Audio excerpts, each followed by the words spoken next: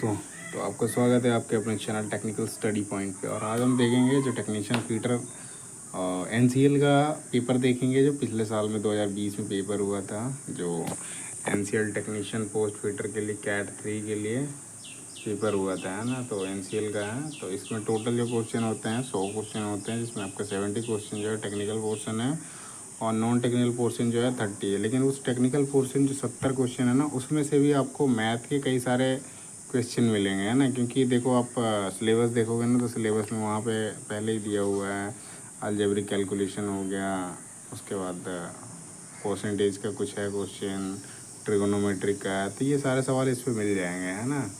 तो हम question start करते हैं 1 नंबर से। सो ये आपका पहला क्वेश्चन है, type of reamer I use for reaming operation blind hole. तो ब्लाइंड होल में परिछिद्रण प्रक्रिया में उपयोग किए जाने वाले परिछिद्रक का प्रकार क्या है, तो कौन से टाइप का यूज़ करते हैं उसके बारे में पूछा है ना। तो उसमें जो होता है आपका राइट हैंड टाइप का यूज़ किया जाता है। जो राइट हैंड आपका होता है स्पायरल फ्लूटेड रीमर, वो आपका इस्तेमाल किया जाता है। तो आपका सी जो है आपका सही आंसर है। और इसमें जैसे और भी जैसे ऑप्शन दिए हैं स्ट्रेट फ्लूट का, ये आपका जनरल यूज होता है। और जैसे कट देने के लिए होता है, तो उसमें आपका लेफ्ट का होता है यूज, है ना।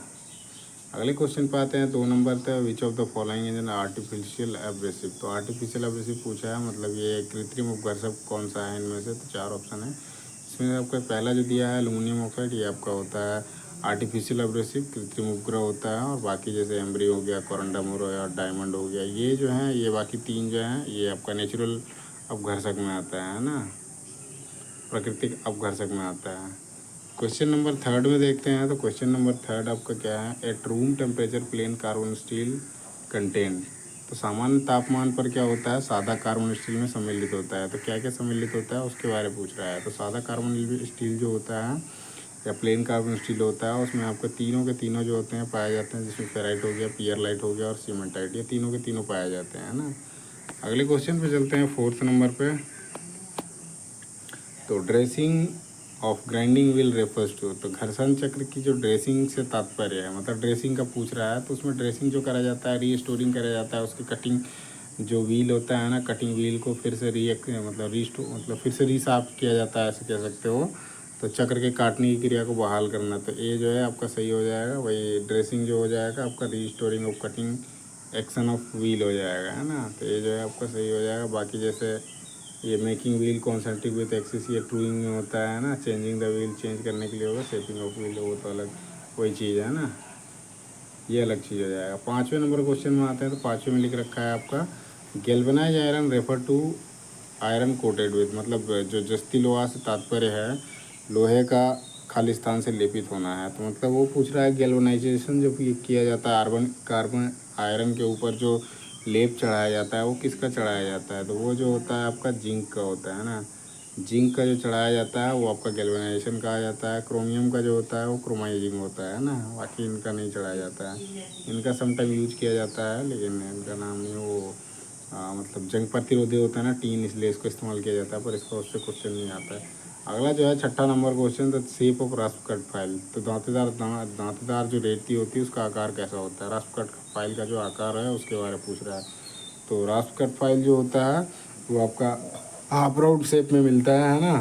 तो सी जो है आपका सही आंसर है। बाकी सी जो है सही आंसर है, ये रफ कट का हाफ राउंड हो जाएगा ना। बाकी सारे मिलते हैं, बाकी रहा ये आपका शेप के हिसाब से मिलते हैं ना। 7 नंबर क्वेश्चन में आते हैं। तो 7 नंबर क्वेश्चन है, एक standard hacksaw blade of 300 mm length has 375 teeth, what is the classification and type of the set. मतलब 300 मीटर लंबे मानक हैक्सो ब्लेड में क्या होता है, 375 दांत होते हैं। सो ब्लेड का वर्गीकरण करना है और साथ ही आपको प्रकार करना है। तो वर्गीकरण करने के लिए सबसे पहले आप करो 375, आप 300 को 375 से डिवाइड करोगे तो ये आपका क्या आ जाएगा, 0.8 के आसपास आएगा, है ना। तो मतलब ये आ गया कि आपका फाइन में आ जाएगा, है ना। तो फाइन वेव सेट हो जाएगा ये। सो डी जो है, क्योंकि देखो ये 300 से 300 डिवाइडेड बाय 375 करोगे, 375 करोगे तो इसका वैल्यू जो आएगा 0.8 के आसपास आएगा, है ना।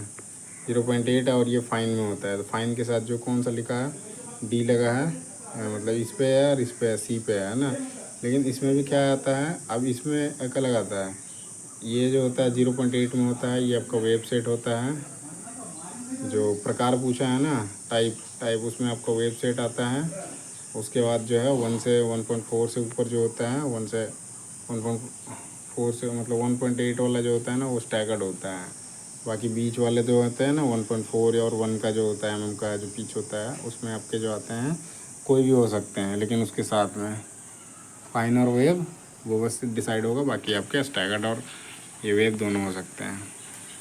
अगले क्वेश्चन पे आते हैं, 8वें नंबर क्वेश्चन में। तो फिट डिजाइनेटर एज 30H7/G6 इज, मतलब ये आपका फिट दे रखा है जिसमें आपका 30H7/G6 है। तो इसको मतलब कौन से परिकल्पित किया हुआ आता है, तो जुड़ा हुआ है। तो ये कौन से टाइप का है, ये फिट है, एक फिट है ना, तो इसमें से पूछ रहा है ये कौन सा टाइप का फिट है। तो ये जो है आपका क्लियरेंस फिट है ना, तो ये जो है आपका सही आंसर है। क्लियरेंस फिट में क्या होता है, ए से एच तक का होता है, बाकी बीच के होते हैं, ए हो गया, बी सी ऐसे करके टोटल 6 होते हैं ना, सॉरी 6 कह रहा हूँ, 8 होते हैं।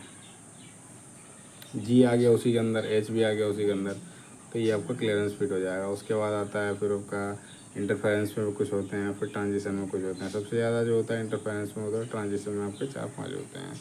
टोटली कितने होते हैं फिट में, ये आपको मिल जाएंगे 21-22 के आसपास। अगला है 9वां नंबर क्वेश्चन में आते हैं, narrow and thin part of the file which is connected to handle is known as, मतलब जो पतला भाग होता है फाइल का जो आपका हैंडल पे लगता है, उसका नाम पूछ रहा है। तो वो जो होता है आपका टैंग होता है। बाकी टिप जो हो जाएगा, बिल्कुल सामने वाला जो पार्ट हो जाएगा वो टिप होता है। एज जो होता है साइड वाला जो होता है, वो उसमें सिंगल कर दाते होती है, वो एज होता है। सेव एज फाइल में जो नहीं होता है ना, पॉइंट हो जाएगा। टिप और पॉइंट सेम होता है। 10वें नंबर क्वेश्चन में आते हैं, तो 1 डिग्री इज इक्वल्स टू, मतलब 1 डिग्री इज इक्वल्स टू क्या होता है। इसमें दे रखा है 60 मिनट 60 सेकंड, तो इसमें जो होता है ऑप्शन 1 डिग्री में जो होता है 60 मिनट होता है। तो ये जो है बी जो है आपका सही आंसर है।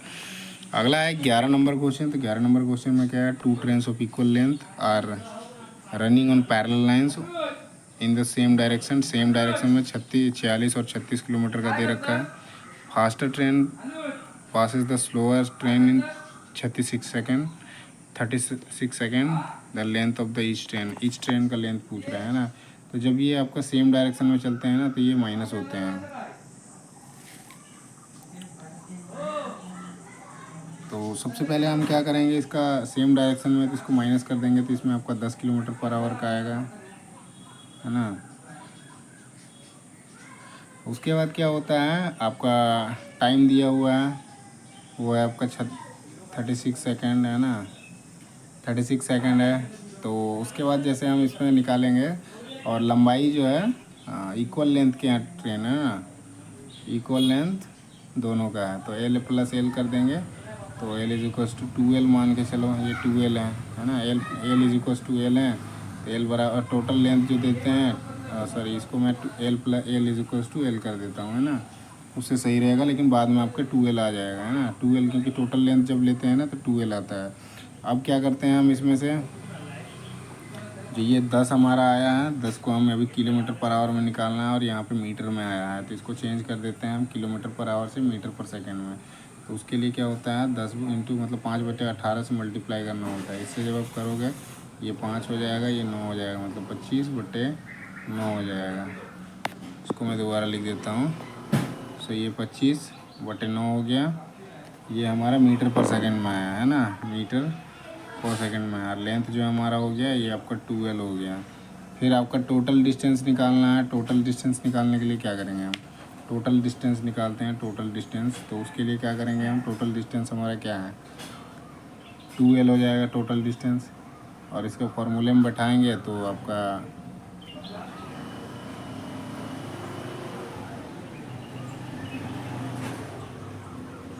2L इज इक्वल्स टू, ये जो हमारा वैल्यू आया है इसको मल्टीप्लाई करेंगे, फिर ये आपका जो 36 सेकंड दिया है उसमें मल्टीप्लाई करेंगे ना, 25/9 इंटू 36 है ना, तो ये मल्टीप्लाई हो जाएगा, 4 बचेगा ना, 25 इंटू 4 इज इक्वल्स टू, ये 100 आ गया। और ये जो है आपका टोटल डिस्टेंस 2 लेंथ है, मतलब टू लेंथ एक ट्रेन का निकालने को कहा है, ईच ट्रेन का बोल रखा है, तो उससे डिवाइड करेंगे तो आपका 50 मीटर आ जाएगा। तो डी जो है आपका सही आंसर है। अगला चलते हैं 12वें नंबर क्वेश्चन पे।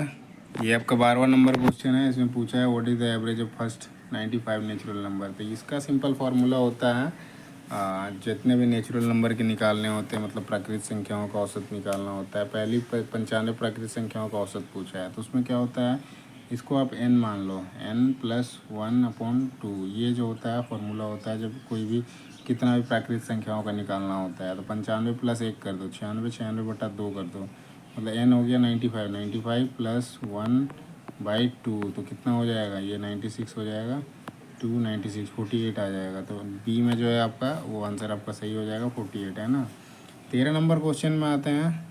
13 नंबर क्वेश्चन क्या है, इसमें हिंदी पढ़ देता हूँ। एक अयस्क में 25% मिश्र धातु है जिसमें 90% लोहा है, इसके अलावा शेष 75% अयस्क में लोहा नहीं है ना। 60 केजी शुद्ध लोहा प्राप्त करने के लिए मतलब 60 केजी निकालना है इसको, है ना। तो इसको मैं परसेंटेज में दिया है 60 केजी निकालना है, उसके लिए अयस्क की कितनी आवश्यकता होगी।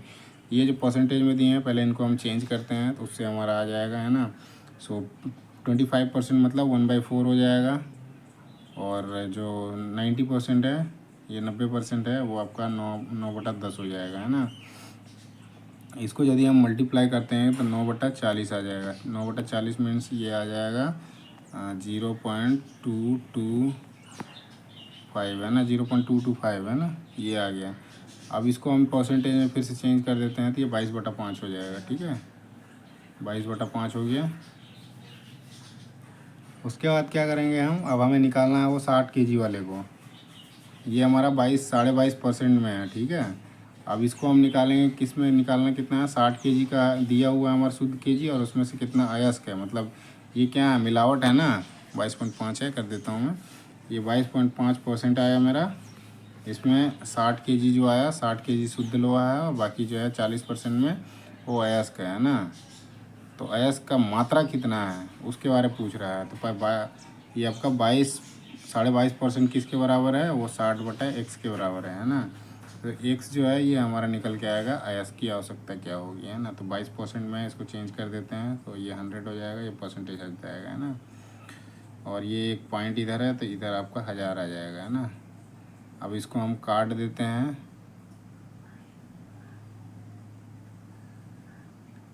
सो इसको हम काट देते हैं तो ये हमारा जाएगा कितना, 4 पॉइंट समथिंग आएगा, है ना। 4.25 होगा, 100 2 बचे 10, 2 चौका 8, है ना। 4.6 के आसपास आएगा। इसको जब हम मल्टीप्लाई करेंगे, 6 चौका 24, 240, 50, 250 से प्लस में आ रहा है ना। ये एक 250 है, एक आपका सी में है, तो मल्टीप्लाई करके देखते हैं हम। 60, ये 1000 डिवाइडेड बाई 22.5 है ना। ये तो चला गया, 5 से करते हैं, 5 चौका 20, 5 पचे 25, 20 पचे 100, 200 है ना, 9 पचे 45, और ये आ जाएगा 20 40, 9 3 तिया 9, 20 तिया 60, 6.33 है ना। 4 तिया 12, 4 छक 24, और एक 25, 4 दूनी 8, 4 दूनी 4 दूनी 8, 4 दूनी 80, हाथ में गया 8, 40 दिया 120, और 8 128, हाथ में गया 12, है ना। 4 छक 24, 260 के करीब आ रहा है ना, 260 प्लस आ रहा है। ये मतलब पूरा नहीं आ रहा है, तो आपका जो आंसर हो जाएगा सी आंसर हो जाएगा। 266.6 केजी जो है ये सी आपका फाइनल आ जाएगा। मेरा कैलकुलेशन में थोड़ा मिस्टेक हो रहा है। अगला चलते हैं 14 नंबर क्वेश्चन में। तो 14 नंबर क्वेश्चन है 12 one bleaches was found to have lost 20% of it lets and 10% of its breadth, the percent of decrease in area. तो मतलब एक टावल है जो किस टाइप का है, मान के चलो लंबाई और चौड़ाई दे रखा है, मतलब उसकी क्षेत्रफल में कमी होता है, तो वो कमी का प्रतिशत निकालना है। तौलिया आपका जनरली देखोगे आयताकार में होता है ना। तो उसमें क्या करा है, हम उसका 20% लंबाई और जो आपका चौड़ाई है उसमें हम 10% की कमी है ना। हैव लॉस्ट है मतलब कमी है। डिक्रीज कितना परसेंट एरिया जो है वो डिक्रीज हो जाएगा उसके बारे में निकालना है। तो इसको हम क्या करते हैं, तो ये 20% लंबाई का लॉस्ट है, मतलब 100 का भी ये 20% को चेंज के 100 से 20 करेंगे तो ये आपका एक जो लंबाई आ जाएगा, लंबाई जो आ जाएगा 20% मतलब 80 हो जाएगा, है ना। इसको मैं चेंज कर देता हूँ, अब अभी परसेंटेज में नहीं लाता हूँ तो 0.8% हो जाएगा, है ना। परसेंटेज में नहीं लाता हूँ, 0.8% हो जाएगा। 80 जो है ये 0.8% हो जाएगा, और ये 10% है, मतलब ये ब्रेथ जो हो जाएगा ये 90 हो जाएगा, मतलब इसको चेंज करेंगे परसेंट में तो 0.9% आ जाएगा, है ना। 9% आ जाएगा। ये लंबाई है ना, लंबाई और ब्रेथ हो गया, ये एल हो जाएगा, ये बी हो जाएगा। अच्छा इधर तो लिख रखा है। उसके बाद टोटल निकालेंगे, जैसे एरिया निकालते हैं ना, तो टोटल में कितना आ जाएगा, 9 × 8 मतलब 72 आ जाएगा, है ना। अब ये परसेंटेज यहाँ पे कर देते हैं, 0.72 आ जाएगा। 0.72% में 0.72 आ गया, है ना। मतलब ये 72% मान लो, ये 72% आ गया हमारा। अब इसको क्या करेंगे, हमको निकालना है इसमें कितना टोटल में आया। तो टोटल हमारा कितना है, 100 है। 100 में से 72 हमारा निकल गया, तो बचा कितना, 28% बचेगा। तो ये जो है आपका सही आंसर हो जाएगा। अगला है 15 नंबर क्वेश्चन। इसमें एक आदमी एक वर्ग मैदान में विकर्णन रूप से चलता है, और किनारों पर ना चलकर क्वेश्चन चलकर लगभग कितना प्रतिशत चलने से बचा। मतलब किनारों पे नहीं चलने की वजह से वो कितना परसेंट नहीं बचा है उसके बारे में पूछा है ना। तो इसमें ना एक फार्मूला लगता है आपका डायगोनल का। सो डायगोनल का फार्मूला है,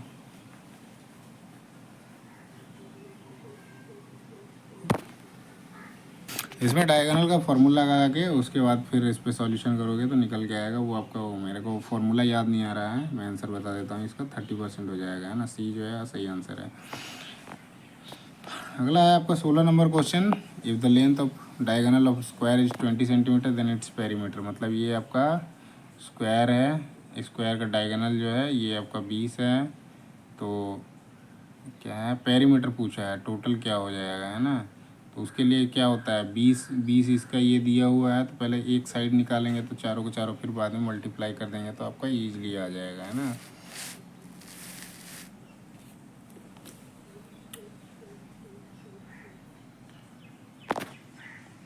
सो सपोज हम इसको करते हैं, ए करते हैं और इसको ए भी करते हैं ना। तो ए स्क्वायर प्लस डायगोनल निकालने के लिए पाइथागोरस फॉर्म थ्योरम जो लगता है, P square plus B square is equals to H square होता है। तो यही करेंगे हम, A square plus A square is equals to A square plus A square is equals to 20 का स्क्वायर, है ना। 20 का स्क्वायर मीन्स 400, मतलब 2a square is equals to 400, है ना। तो ए स्क्वायर इज इक्वल्स टू आ जाएगा 200, और ए इज इक्वल्स टू आ जाएगा 100√2, है ना। 100 × 2 रूट में, तो ये आपका 10√2 हो गया। 10√2 जो है वो ए आ गया। पेरीमीटर जो होता है 4a होता है ना। सो 4 × 10√2, है ना। सो 10 चौके 40 हो गया, ये 40√2 आ गया। 40√2, और 40√2 ऑप्शन में तो है नहीं, तो इसको √2 को चेंज कर देते हैं हम डेसिमल में, मतलब डेसिमल में ले आते हैं पॉइंट से। सो 40√2, और √2 का जो वैल्यू होता है 1.412 होता है। इसको मल्टीप्लाई करते हैं तो ये आपका आता है 56.56 आता है ना। तो बी जो है आपका सही आंसर है। अगला चलते हैं 17 नंबर में। फर्स्ट टेप, सेकंड टेप और थर्ड टेप, मतलब प्रथम टेप, आपका द्वितीय टेप और तृतीय टेप कैसे भिन्न होते हैं उसके बारे में पूछा है। तो उसका लीड जो होता है ना, इसमें थोड़ा गलत लिख रखा है ना, टेप लीड लिख रखा है, टेपर लीड होगा, है ना। टेपर लीड के कारण वो डिफरेंस पाए जाते हैं ना, फर्स्ट टेप, सेकंड टेप और बॉटमिंग टेप में। थर्ड टेप बोलो या फिर बॉटमिंग टेप बोलो, है ना। तो तीनों में आपका डिफरेंस कितना है, टेपर लीड की वजह से आपका होता है, डिफरेंस उसमें पाए जाते हैं ना। 18 नंबर क्वेश्चन में आते हैं। सो 18 नंबर क्वेश्चन था, if the parameter of the right angle ISOCELL triangle, ISOCELL मतलब समद्विबाहु कह रहा है ना। एक यदि समकोण समद्विबाहु त्रिभुज की परिधि दे रखा है इतना है, तो कर्ण की लंबाई क्या होगी। परिधि मतलब समद्विबाहु त्रिभुज का परिधि दिया हुआ है ना। सो परिधि जो होता है आपका एच प्लस 2L करके होता है ना, और ये वैल्यू दिया हुआ है यहाँ पे h का वैल्यू जो है 4√2 और l जो दे रखा है 2L मतलब 4L इज इक्वल्स टू 2 हो जाएगा, है ना। अब ये तो हमारा निकल के आ गया, क्या क्या निकल गया, h 4√2 हो जाएगा और l जो है हमारा 2 हो जाएगा, है ना। अब तो कर्ण की लंबाई पूछा है, कर्ण की लंबाई पूछा है, मतलब इस तरह से समद्विबाहु बनेगा जिसमें से आपका h जो है 4√2 है, एक l जो है 2 है, दूसरा l भी 2 हो जाएगा, है ना। तब इसमें फॉर्मूले में बैठाते हैं h² इज इक्वल्स टू, क्यों, so h² is equals to P, मतलब ये स्क्वायर प्लस ये स्क्वायर इज इक्वल्स टू ये स्क्वायर, इसका स्क्वायर करेंगे तो 4 का स्क्वायर 16 और 16 का ये स्क्वायर हो जाएगा तो 2 बचेगा, है ना। 16 इंटू 2 हो जाएगा, ये रूट से रूट का स्क्वायर को अब रूट से रूट को मल्टीप्लाई करोगे तो आपका सिंपल वही नंबर जो रूट के अंदर है वो नंबर बाहर आ जाता है ना। इज इक्वल्स टू 2 का स्क्वायर प्लस 2 का स्क्वायर, मतलब ये 4 प्लस 4 8 हो जाएगा, है ना। सो ये 32 हो गया और ये 8 हो गया, तो काटोगे तो आपका कितना आएगा, 4 आएगा, है ना, 4 सेंटीमीटर आएगा। तो सी ए में जो है आपका 4 सेंटीमीटर वो सही हो जाएगा। 19 नंबर क्वेश्चन में आते हैं, थोड़ा मैं जूम कर देता हूँ, इसमें दिखेगा आपको, लेकिन ये फिर दिखता नहीं। हाँ 19 नंबर क्वेश्चन है, in drill bit angle between chisel edge and cutting lip is known as, मतलब ड्रिल में छेनी के आधार और कटिंग लिप के बीच के कोण को किस नाम से जाना जाता है उसके बारे पूछ रहा है ना। तो उसको किस नाम से जाना जाता है, वो होता है लिप एंगल। लिप एंगल के नाम से जाना जाता है जो चीजल एज और कटिंग लिप के बीच, कटिंग लिप के बीच में जो होता है उसको लिप एंगल के नाम से जाना जाता है, ये लिप एंगल हो जाएगा। बाकी रेक एंगल और ये हेलिक्स एंगल जो होता है बिटवीन फ्लूट्स के, और जो एक्सिस लाइन एक्सिस बनता है, जैसे ऐसे ड्रिल बनेगा ना, ऐसे ड्रिल आ जाएगा, तो इसमें जो एक फ्लूट्स का आएगा और ये जो सेंटर का है और यहाँ जो फ्लूट्स कटेगा, इसके बीच का जो एंगल होता है ये आपका रेक एंगल या हेलिक्स एंगल होता है। वेव आपका नीचे से जाएगा फिर आपका, है ना। 20 नंबर क्वेश्चन में आते हैं, for a power hacksaw blade pitch means. So उसमें पिच पूछ रहा है, बेसिकली पावर हेक्सा ब्लेड जो होता है उसमें क्या होता है ना। सो इसमें क्या होता है, नंबर ऑफ टीथ जो होता है पर इंच इन पावर हेक्सो जो होता है, नंबर ऑफ टीथ पर 10 mm, है ना, सॉरी 10 इंच, ये नंबर ऑफ टीथ पर इंच, ये डी में है आपका, डी जो है आपका सही आंसर हो जाएगा, है ना। तो पावर एक्सो में क्या होता है, जो पिच का मतलब होता है नंबर, मतलब दांतों की संख्या जो होती है प्रति इंच जो है कितनी है, वही आपका पिच होता है पावर एक्सो में। अगला चलते हैं 21 नंबर क्वेश्चन, तो shaping of grinding wheel to make it run concentric with axis is called. तो घर्षण चक्र को आकार देना ताकि वे अक्ष के साथ संकेंद्रित चल सके कहलाता है। अब देखो इसमें क्वेश्चन क्या है, कॉन्सेंट्रिक आ गया तो ये आपका सीधा ट्रूइंग हो जाएगा, अभी क्वेश्चन पहले बताया था, है ना, तो ट्रूइंग जो है वो सही आंसर हो जाएगा। बाकी ग्लेजिंग जो होता है, ग्लेजिंग वो शाइनिंग आ जाता है ना, वहाँ पे चिप्स वगैरह फंस जाते हैं तो उसमें शाइनिंग आ जाता है। बाकी ड्रेसिंग होता है, रिशार्पमेंट कहा जाता है, और बैलेंसिंग होता है, उसको माउंटिंग जब करा जाता है उस टाइम पे ये होती है ना। अगला है 22 number question, what is the function of part pilot provided in the reamer. So reamer में प्रदान किए गए भाग पायलट का कार्य क्या होता है। तो पायलट क्या करता है, वो कौन सा मतलब अलाइन करने का काम करता है कॉन्सेंट्रिक होल को, है ना। तो फिनिश कह रहा है कॉन्सेंट्रिक होल, है ना। हाँ तो आपका ये जो है आपका सही आंसर हो जाएगा, है ना, संकेंद्रिक छिद्रों का परिष्करण। 23 नंबर क्वेश्चन में आते हैं, left hand screw advance in which rotation, मतलब वामवर्ती स्क्रू किस आवर्तन में उत्पन्न होता है। तो वहाँ जब एंटी क्लॉकवाइज होगा तब आपका जाएगा लेफ्ट हैंड स्क्रू में जाएगा, है ना, जब आपका एंटी क्लॉकवाइज होता है, और वहीं आपका जब क्लॉकवाइज होता है तो आपका राइट हैंड होता है ना। सो लेफ्ट हैंड पूछ रखा है तो आपका बी जो है एंटी क्लॉकवाइज वो आपका सही हो जाएगा। अगला है 24 नंबर क्वेश्चन, तो drift is use for, drift किस लिए यूज़ किया जाता है। तो जो भी आपका ड्रिल होता है मशीन स्पिंडल से निकालने के लिए यूज़ किया जाता है, तो सी जो है आपका सही आंसर है। उसके बाद 25 नंबर में आते हैं, the process of bevelling the end of hole is called. कोयरा छिद्र के अंत को प्रवर्णन करने की क्रिया को क्या कहा जाता है। छिद्र का जो अंत होता है उसको बेवल करना होता है, तो आपका होता है काउंटर सिंकिंग, है ना। सो डी है आपका सही आंसर हो जाएगा। स्पॉट फिटिंग जो होता है, जो बियरिंग सर्विस प्रोवाइड किया जाता है, जिसमें आपका हेड का हो गया, वाशर हो गया, बोल्ट हो गया, उसको बैठाने के लिए वहाँ पे एक सरफेस बनाई जाती है, तो वो आपका होता है स्पॉट फेसिंग, है ना। काउंटर बोरिंग जो होता है पहले से होल किया हुआ रहता है गिवन डेप्थ तक, उसको गहराई में होल को बड़ा करने के लिए, किसके लिए, जो सॉकेट हेड स्क्रू होते हैं उसके लिए, तो वो आपका काउंटर बोरिंग होता है। बाकी रीमिंग जो होता है एक आपका फिनिशिंग प्रोसेस है, पहले से होल किया हुआ है, उसमें फिनिशिंग के साथ और छोटी कम मात्रा में मटेरियल को निकालने के लिए, और फिनिशिंग साथ ही फिनिशिंग के लिए वो आपका रीमिंग का यूज किया जाता है ना। रीमिंग इज़ अ प्रोसेस, तो रीमर के द्वारा वो किया जाता है। अगला जो है आपका 26 नंबर क्वेश्चन, तो cyaniding and nitriding are two method of, so cyaniding और नाइट राइडिंग वो जो होते हैं आपके केस हार्डनिंग के मेथड होते हैं, है ना। बाकी ये जो है हीट ट्रीटमेंट में आ जाएंगे, हीट ट्रीटमेंट में सारे हैं, लेकिन वो केस हार्डनिंग के मेथड है साइनाइडिंग और नाइट राइडिंग। बाकी ये जनरली किए जाते हैं, हार्डनिंग जो होता है इसलिए किया जाता है ताकि वाइब्रेशन को और स्क्रैचेस को अवॉइड, मतलब अवॉइड करे या फिर उस चीज़ को रोकता है ना।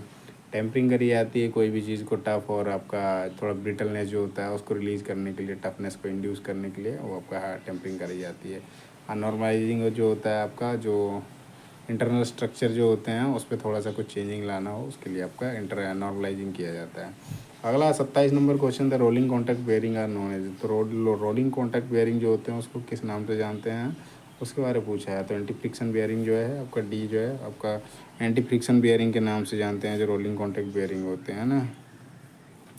अगला है आपका 28 नंबर क्वेश्चन, तो 28 नंबर क्वेश्चन में आपका है gun metal is an alloy, gun metal के बारे में पूछा है। तो गन मेटल का अलॉय क्या होता है, तो आपका इसमें कॉपर, टीन और जिंक, ये जो है ये आपका सही हो जाएगा। कॉपर, जिंक और टीन है, कॉपर, टीन और जिंक जो होता है आपका गन मेटल का एलॉय होता है ना। अगला है 29 नंबर क्वेश्चन, 29 नंबर में पर्पस ऑफ डाई इन नट, तो डाई नट का उद्देश्य मेन क्या उद्देश्य होता है उसके बारे में पूछ रहा है। तो सी जो हो जाएगा चेजिंग एंड रिकंडीशनिंग या कंडीशनिंग डैमेज थ्रेड, क्षतिग्रस्त थ्रेड की कंडीशनिंग और चेजिंग करने के लिए जो होता है डाई नट का उपयोग किया जाता है। 30 नंबर क्वेश्चन में आते हैं, तो 30 नंबर क्वेश्चन में thread plug gauge are use to check, so thread plug gauge का उपयोग होता है किस चीज़ की जांच करने के लिए होता है ना। थ्रेड प्लग गेज जो होता है जो आपका होल होता है उसको चेक करने के लिए यूज, थ्रेड प्लग गेज है तो उसके लिए इंटरनल थ्रेड का यूज किया जाएगा, है ना।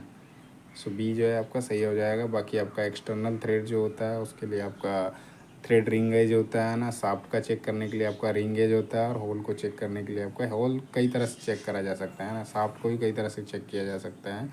सो इसके लिए वर्नियर कैलिपर भी यूज़ करा जाता है, माइक्रोमीटर भी यूज़ किया जाता है, बहुत सारे ऐसे स्पेसिफाइड जहाँ पे होता है तभी जाके वो होता है ना। ऐसे जनरली ऑप्शन में यदि आते हैं तो उसमें ऑप्शन में फिर उसके आधार पर हम करते हैं।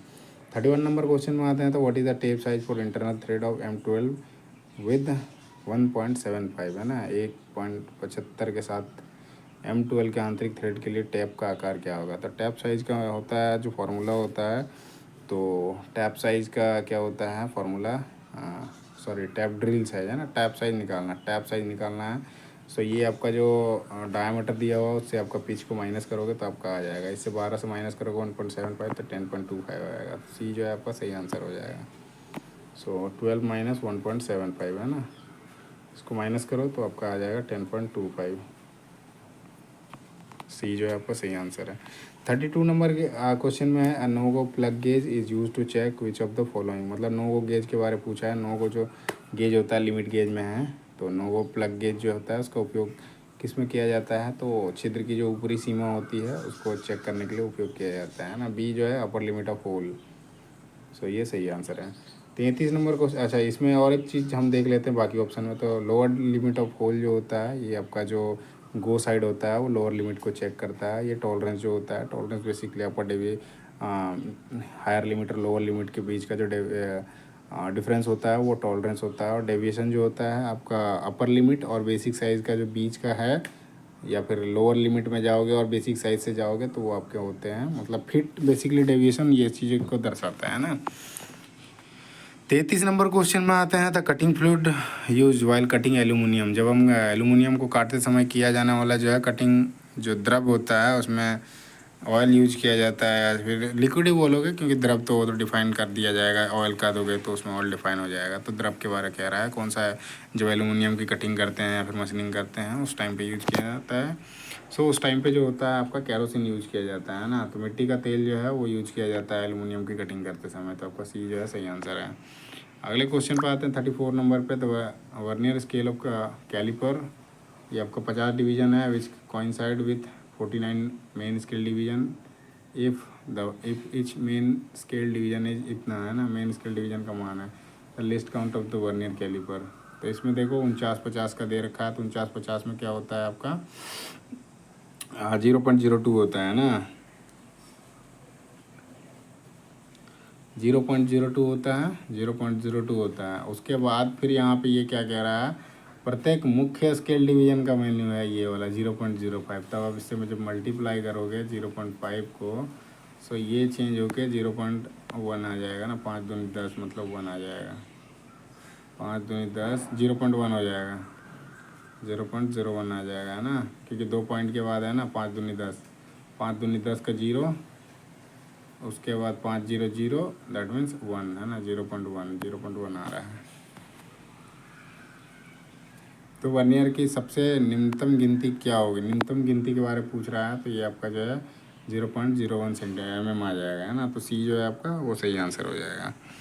35 नंबर क्वेश्चन में देखते हैं। तो 35 नंबर क्वेश्चन है विच of the following in example of indirect angle measuring tool है ना, तो निम्नलिखित में से कौन सा अप्रत्यक्ष कोण मापने के उपकरण का उदाहरण है, एक उदाहरण है। तो अप्रत्यक्ष में आ जाएगा आपका बेवल गेज है ना, बाकी सब देखोगे बेवल प्रोटेक्टर उसमें लिखा होता है, संयोजन सेट उसी का, अंकन तालिका इसमें भी होता है। तो बेवल गेज जो है आपका indirect measuring angle measuring tool है, तो बी जो है आपका सही आंसर है। अगला है 36 number question. So which of the following part in file is not harden and tempered, मतलब जिसमें हार्ड और टेम्पर नहीं किया रहता है वो फाइल का कौन सा पार्ट है, तो वो आपका जो होता है टैंक होता है ना, डी जो है आपका सही आंसर है। अगला है 37 नंबर क्वेश्चन। इसमें आपका है the range of service finish value are a value roughness grade number N6 का पूछा है, तो आपका 25 माइक्रोन तक होता है ना, 25 माइक्रोमीटर तक हो जाएगा। सो ए जो है आपका वो सही आंसर हो जाएगा। सॉरी N6 का पूछा है ना, N6 जो आएगा 0.8 आ जाएगा ना, 0.8 माइक्रोन मीटर आ जाएगा, जो ग्राइंडिंग के लिए इस्तेमाल किया जाता है। अगला चलते हैं। सो आंसर जो है आपका 37 का आपका सी आंसर हो जाएगा। 38 नंबर क्वेश्चन में an oily floor should be clean by which of the following for safety point of view, तो मतलब एक तेलीय फर्श को सुरक्षा दृष्टिकोण से निम्नलिखित में से किसके द्वारा साफ़ किया जाना चाहिए उसके बारे में पूछ रहा है। मतलब जहाँ कहीं किसी फर्श पे ऑयल गिर जाता है तो उसको कैसे सफाई करना है उसके बारे में पूछा है ना। तो उस टाइम पे क्या करते हैं हम, सबसे पहले जहाँ पे तेल गिर जाता है ना वहाँ पे हम सफाई जो करते हैं उसमें आपका जो बुरादे या रेत डालकर उसको सफाई करते हैं। तो सी जो है आपका पुटिंग सो डस्ट और सैंड है ना, सो सी जो है आपका सही आंसर हो जाएगा। अगला चलते हैं 39 नंबर क्वेश्चन में। तो tool chatter is cowed by which region, मतलब टूल में अनावश्यक ध्वनि किसके कारण आती है उसके बारे में पूछ रहा है ना। तो उसमें हम जब एक्सेसिव क्लियरेंस देते हैं उसके कारण आता है ना, तो बी जो है आपका सही आंसर हो जाएगा। अगला चलते हैं 40 नंबर क्वेश्चन पे। तो 40 नंबर पे है what is the angle of prick punch degree, prick punch use for witness mark है ना। तो साक्षी जो है चिन्ह के लिए प्रिंग पंच जो उपयुक्त करते प्रयोग में लाते हैं उसका कोण क्या है, तो विटनेस मार्क के लिए जो होता है आपका 60 डिग्री का इस्तेमाल किया जाता है। सो बी जो है आपका सही आंसर हो जाएगा। 30 डिग्री जो होता है लाइट पंच के लिए होता है ना, 30 डिग्री जो प्रिंग पंच होता है, या फिर आपका 60 डिग्री प्रिंग पंच को डॉट पंच भी बोलते हैं ना। 90 डिग्री जो होता है वो आपका ड्रिल बिट के लिए यूज़ किया जाता है, उसका स्थान बैठाने के लिए है ना, तो वो आपका सेंटर पंच होता है वो 90 डिग्री होता है। 41 नंबर क्वेश्चन में आते हैं। तो यहाँ पे है ना ऑब्जर्वर 1.6 मीटर टॉल और 20√3 away from the tower if an angle elevation of the high of the top tower is 30 degree the height of the tower, मतलब ये आपका हाइट एंड डिस्टेंस का क्वेश्चन है ना। इसको यदि बनाते हो तो सबसे पहले फिगर बनाना होगा। तो सबसे पहले क्या है 1.6 मीटर लंबे पर्यवेक्षक की टावर से 20 मीटर दूर है, ये आपका 1.6 मीटर हो गया। फ़ोटो बना देता हूँ बाद में से, मतलब छोटा सा ही सॉल्यूशन दे दूँगा। 1 मीटर लंबे पर्यवेक्षक का टावर की दूरी हो गई है ना, और 20 मीटर दूर पे है 20√3 का, तो ये 20√3 कर दिया मैंने है ना। यदि उसकी आँख से टावर के शीर्ष का कोण, मतलब यहाँ पे ये टावर का शीर्ष हो गया, और यहाँ से जो है यहाँ पे जो बन रहा है ये आपका 30 डिग्री बन रहा है, यहाँ से टावर 30 डिग्री बन रहा है, तो टावर की ऊंचाई मतलब ये वाला निकालना है, तो इसको पहले हम जोड़ देते हैं, है ना, ये जुड़ गया। अब हमें निकालना ये वाला है, हमारा दिया हुआ है क्या, बी दिया हुआ है। अब ये जैसे 1.6 हो गया, तो पहले हम क्या करते हैं, ये हम बाद में जोड़ देंगे ना, तो टोटल हाइट आ जाएगी, है ना। तो अभी मैं क्या करता हूँ, डायरेक्ट पुट करते हैं। तो tan theta is equals to क्या होता है, अब टेन थीटा का मान दे रखा है 30 डिग्री, तो tan theta is equals to P by B होता है ना। पी बाई बी मतलब पी जो हो गया वो हाइट हो गया, और बी जो दे रखा है हमारा 20√3 दे रखा है। टेन 30 का मान जो होता है 1/√3 होता है, is equals to P by 20√3 हो जाएगा, है ना। सो इसमें देखो √3 से √3 कट जाएगा, तो बचेगा कितना, 20 बचेगा। तो पी इज इक्वल्स टू कितना आ जाएगा, 20 आ जाएगा। और ये पहले से कितना है 1.6 है, तो जोड़ोगे तो कितना आ जाएगा, 21.6 आ जाएगा। तो ए में जो दे रखा है वो आपका सही आंसर 21.6 हो जाएगा, है ना। फ़ोटो देखो, हाइट एंड डिस्टेंस के जितने क्वेश्चन है इसका, जब तक आपका फ़ोटो सही नहीं बनेगा आपका सही सॉल्यूशन भी सही नहीं हो पाएगा, और ज़्यादातर चांसेस है कि उसमें गलत हो जाएगा। सही आपका फ़ोटो बना लेते हो तो आपको आसानी हो जाएगी, है ना। 42 नंबर क्वेश्चन में आते हैं, तो इसमें थोड़ा लंबा है, मैं हिंदी में पढ़ देता हूँ। यदि एक हिरन के पीछे बाघ जो है अपनी खुद की 50 छलांग दूरी पर है, 50 मतलब ये आपका टाइगर हो गया और ये आपका डियर हो गया, है ना, दूरी पर है, और 50 मीटर गया, ये 50 मीटर हो गया। बाघ जो है 5 छलांग लगा देता है, हिरन आपका सॉरी, बाघ प्रति मिनट 1 मिनट में 5 छलांग लगा लेता है, और हिरन जो है 4, है ना। टाइगर जो है 5 छलांग लगाता है, और डियर जो है 4 छलांग लगाती है। बाघ और हिरन क्रमशः 8 मीटर और 5 मीटर, ये जो है 8 मीटर लगाता है, ये आपको 5 मीटर लगाता है, ठीक है। एक छलांग में दूरी इतना तय करता है, तो हिरन को पकड़ने से पहले बाघ को कितनी दूरी तय करनी पड़ेगी, मतलब उसको पकड़ने के लिए कितना दूरी तय करना पड़ेगा। सो ये आपका 1 मिनट का निकल जाएगा, तो ये आपका 40 मीटर हो जाएगा, ये आपका 20 मीटर हो जाएगा, है ना। तो 40, ये आपका 40 मीटर हो जाएगा, ये 20 मीटर हो जाएगा। तो दोनों में डिफरेंस निकाल देंगे तो कितना आ जाएगा, 20 मीटर का डिफरेंस आ जाएगा। मतलब पर मिनट में वो 20 मीटर का डिफरेंस आ रहा है, और कितना कितना टोटल 20 मिनट आ गया इसमें, 20 मीटर जो है प्रति मिनट आ जाएगा, है ना। इसको फिर हम क्या करेंगे, जो पहले डिस्टेंस था जैसे ये 50 छलांग का है ना, तो 50 छलांग वाले को निकालते हैं हम इसको।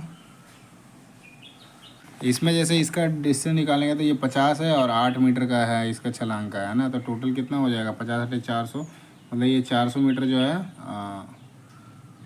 400 मीटर जो है, मतलब इनिशियल जो फर्स्ट टाइम में जो दूरी थी ना वो 400 मीटर थी, है ना।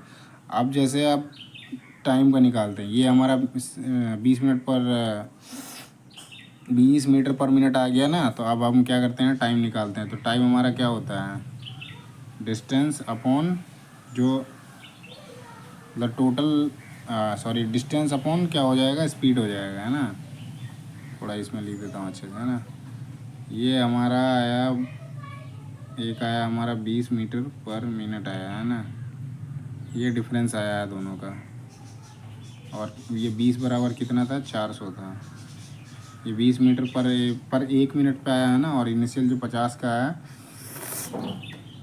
50 छलांगा, तो वो आपका 400 है, 400 आ जाएगा, है ना।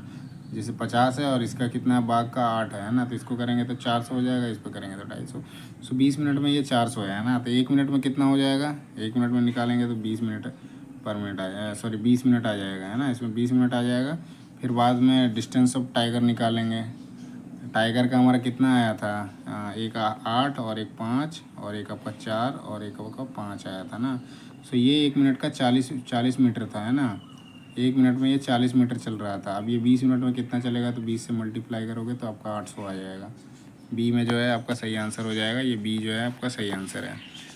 अगला चलते हैं 43 नंबर में। इसमें है क्वेश्चन, बिंदु ऐसे क्षैतिज तल पर खड़े टावर को उत्सेद कोण जो है अल्फा है, और टावर के पैर की दूरी जो है टावर के पैर की और दूरी डी चलने के बाद अनित कोण बीटा बनता है, तो टावर की ऊंचाई क्या है।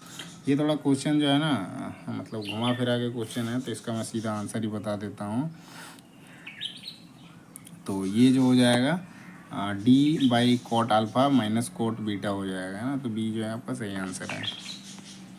क्योंकि ये थोड़ा बहुत लंबा जाता है, इसको आप कभी बनाओ फिर उसके बाद उसको 10 में करके फिर बाद में चेंज करना पड़ेगा, कोट में आना पड़ेगा, वो थोड़ा लंबा बनता है। सो 44 नंबर क्वेश्चन पे आते हैं। तो मीट्रिक थ्रेड के फ्लैंक के बीच का कोण कितना होता है, समाहित होता है ना। तो included angle between flanks of metric thread, तो 60 डिग्री जो होता है वो मेट्रिक थ्रेड का एंगल होता है। 45 जो होता है आपका बटरेस का होता है। 90 डिग्री जो होता है स्क्वायर थ्रेड का होता है। 85 किसी का नहीं होता है ना। अगले क्वेश्चन पे चलते हैं। आपका 45 नंबर क्वेश्चन में ये देखो सेम क्वेश्चन फिर से एक क्वेश्चन आ गया है ना, जो आपका आयरन रेजिस्टेंस का क्वेश्चन है। तो 100 मीटर ऊंची पहाड़ के शीर्ष से 100 मीटर ऊंची पहाड़ के शीर्ष से एक, तो ये शीर्ष हो गया। तो सबसे पहले लगते हैं एक आ गया, ये आपका 100 मीटर हो जाएगा, ठीक है। उसके शीर्ष से, पहाड़ी के शीर्ष से एक स्तंभ के ऊपर, मतलब यहाँ पे एक स्तंभ है, उसके ऊपर जो अवसाद कोण क्रमशः, मतलब एक आपका 30 डिग्री बन रहा है और एक जो है आपका 60 डिग्री बन रहा है। स्तंभ की ऊंचाई कितनी है, इसकी ऊंचाई, ये टोटल ऊंचाई हो गया, इसका पूछ रहा है। तो ये आ जाएगा क्या, x माइनस 100 हो जाएगा, ये 100 माइनस एक्स हो जाएगा, है ना। 100 माइनस एक्स हो जाएगा, ये इसको 100 करते हैं, 100 माइनस एक्स हो जाएगा ना। ये आपका 30 डिग्री और ये आपका 60 डिग्री। सो इसमें क्या है, हम 1060 का वैल्यू निकालेंगे पहले। तो 1060 में जो आ जाएगा, डायरेक्ट मैं एक ही बार में निकाल देता हूँ ना। 1060 का 1060 और इधर आपका 1030 का आ जाएगा ना, 1030 का। तो 1060 में निकालेंगे तो इसमें पी वाई बी हो जाएगा, पी जो है ना 1060 में जो है 100 आ जाएगा ना। 1060 में 100/x आ जाएगा, 100/x आ जाएगा। 60 का मान जो होता है √3 होता है, तो 100/√3 आ जाएगा। 1060 इक्वल टू 100/√3 आ जाएगा, है ना।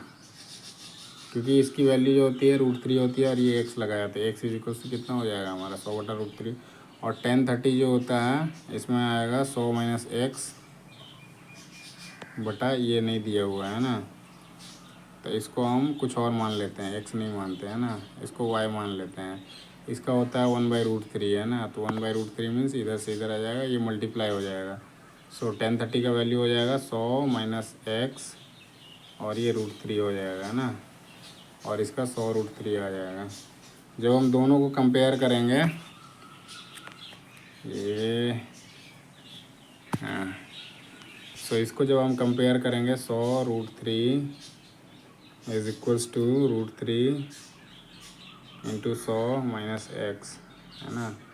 जब इसको हम चेंज कर दिए तो इसमें क्या आ जाएगा आपका, जब आप ये करोगे तो ये देखो, ये प्लस माइनस का केस है, √3 मल्टीप्लाई हो जाएगा, तो ये 100 आ जाएगा is equals to 3 multiply 100 minus X हो गया, है ना। सो ये 300 हो जाएगा और 3x हो जाएगा। 300 में से 100 को माइनस करोगे तो 200 हो जाएगा, है ना। तो ये 200/√3 हो जाएगा, x इज इक्वल्स टू 200/√3 हो जाएगा, सॉरी 200/3 हो जाएगा।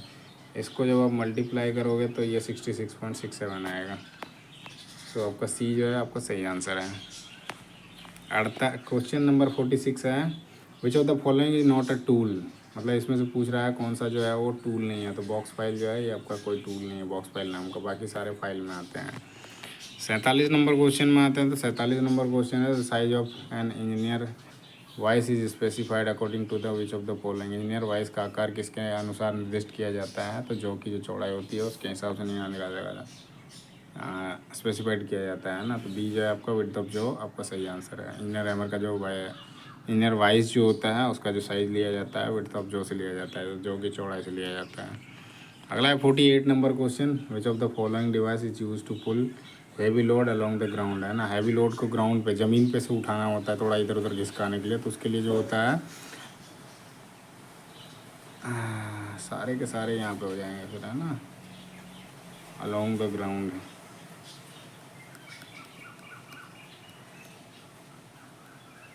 क्या पूछ रहा है, heavy load along the ground. Ground क्या है, भार खींचने की बात कर रहा है ना। ये क्या होता है, क्रेन्स का और लेयर्स का। ये एक लेयर्स वाले जो होते हैं या रोलर्स होते हैं उसमें प्लेटफॉर्म बैठाया जाता है, और क्रेन और सीलिंग जो होता है ना वो उठा के लिया जाता है। ज़मीन पे ही बात कर रहा है, ज़मीन पे पुल करने का मतलब कुछ उठाने का, तो उसके लिए जो होता है आपका विंच होता है ना, तो बी जो है आपका सही आंसर हो जाएगा। जैसे क्रोबार होता है, क्रोबार ऑप्शन होता है तो क्रोबार भी होता है, उस पर विंच होता है, उसी टाइप का होता है, क्रोबार टाइप का ही होता है ना, तो बी जो है आपका सही आंसर है। 49 नंबर क्वेश्चन में आते हैं, तो विच of the following can not be use for taper turning, है ना, तो टेपर टर्निंग के लिए निम्नलिखित में से किसका उपयोग नहीं किया जा सकता है। तो यहाँ पे दे रखा है तीन ऑप्शन है, बाकी आपका नन ऑफ द अबव है, उसके बारे में पूछ रखा है, तो किसका उपयोग जो होता है टेपर टर्निंग के लिए नहीं किया जा सकता है ना। तो ये तीनों के तीनों जो हैं वो इस्तेमाल किए जाते हैं टेपर टर्निंग में, compound rest method, form tool और टेलीस्कोप मेथड, है ना, ऑफसेट मेथड जो है, ये तीनों के तीनों इस्तेमाल किए जाते हैं टेपर टर्निंग में। तो इसके लिए आंसर जो हो जाएगा वो डी हो जाएगा। 50 नंबर क्वेश्चन में आते हैं, तो 10 square alpha is equal to 1 minus E square लिख रखा है, तो वैल्यू अब पूछ रखा है sec alpha plus 10 Q alpha plus cosec alpha is. So ये 10 स्क्वायर अल्फा का दे रखा है, बाकी ये पूछ रखा है इसका, है ना। ये थोड़ा इसको सॉल्व करेंगे तो थोड़ा सा लंबा बनेगा, तो मैं थोड़ा कर देता हूँ। तो इसको हम डायरेक्टली लिखते हैं, ये आपका sec alpha plus 10 Q alpha plus cosec alpha लिख रखा है, तो इसको हम सीधा चेंज कर देते हैं। जैसे 10 स्क्वायर अल्फ़ा लेके आएंगे तभी जाके आपका पुट होगा। सेक अल्फ़ा को हम लिखेंगे 1 बाई कोस अल्फ़ा, है ना, कोस अल्फ़ा लिख जाएंगे। सेक का क्या होता है 1 बाई कोस होता है, प्लस हो जाएगा 10 क्यूब, मतलब 10 क्यूब क्या होता है sine theta by cos theta होता है, तो साइन क्यूब हो जाएगा, sine cube alpha by cos alpha, cos cube alpha, ठीक है, अल्फ़ा हो जाएगा। उसके बाद कोसेक का, है ना, तो ये मल्टीप्लाई में है, सो कोसेक का जो होता है वो आपका 1 बाई साइन होता है, सो 1 बाई साइन हो जाएगा, है ना, 1 बाई साइन अल्फ़ा हो जाएगा, साइन अल्फ़ा हो जाएगा। सो जब हम इसको हम चेंज करेंगे तो ये हमारा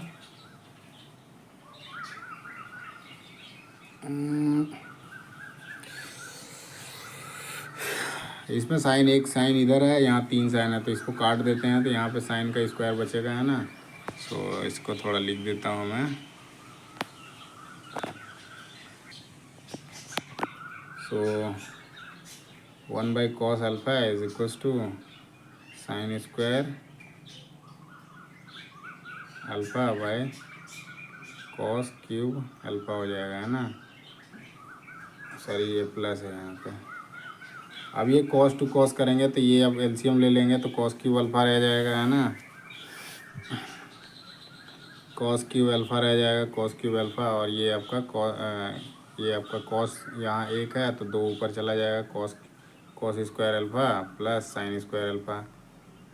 सो ये क्या रह जाएगा, दोनों का दोनों sine square plus cos square equal to 1 हो जाएगा, फिर ये 1 अपॉन कॉस क्यूब अल्फ़ा हो जाएगा, तो ये आपका फिर चेंज हो जाएगा, तो सेक क्यूब अल्फ़ा हो जाएगा, है ना, सेक क्यूब अल्फ़ा खाली रह गया, है ना,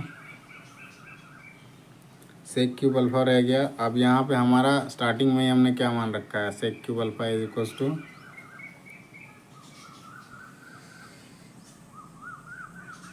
अब सेक क्यूब अल्फ़ा आ गया और फार्मूला सेक क्यूब अल्फ़ा आ गया हमारा, है ना। तो आगे चलते हैं हम, जहाँ पे नहीं आएगा आप उस पर देख लो, दोबारा करके देख लेना, समझ में आ जाएगा, है ना।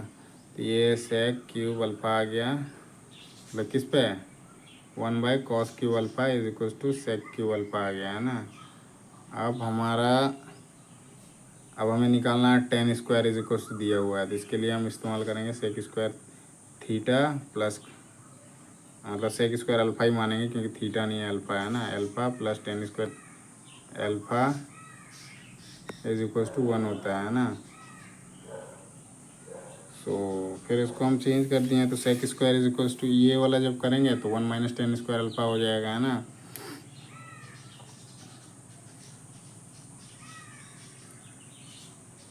Sec square alpha is equal to 1 minus 10 square alpha हो जाएगा, ठीक है। तो ये 10 का जो वैल्यू दे रखा है 1 माइनस, ये वैल्यू है 1 माइनस 1 ई स्क्वायर, 1 माइनस ई स्क्वायर, है ना, ये दे रखा है। इसका वैल्यू जो है यहाँ पे आ गया। अब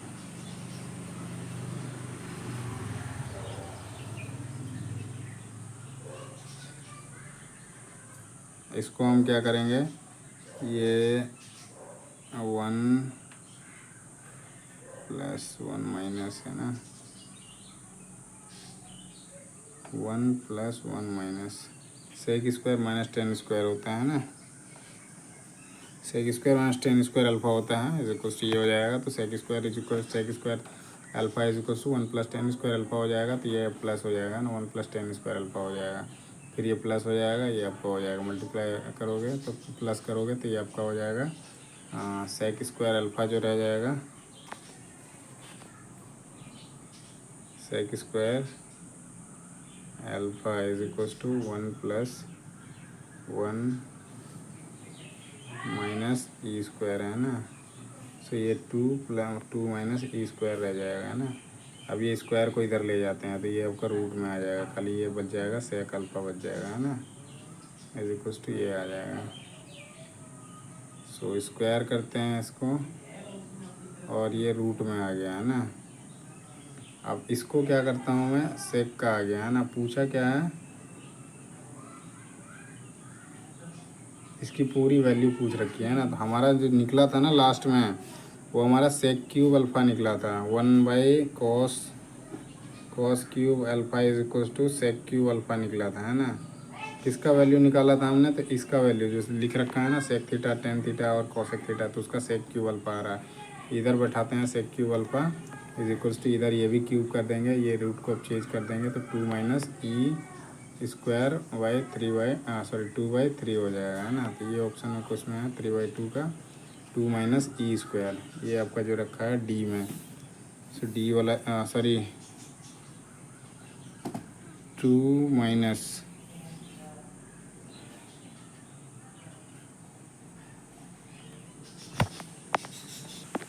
सो आंसर जो हो जाएगा ये डी वाला जो है 2 माइनस ई स्क्वायर बाई 3/2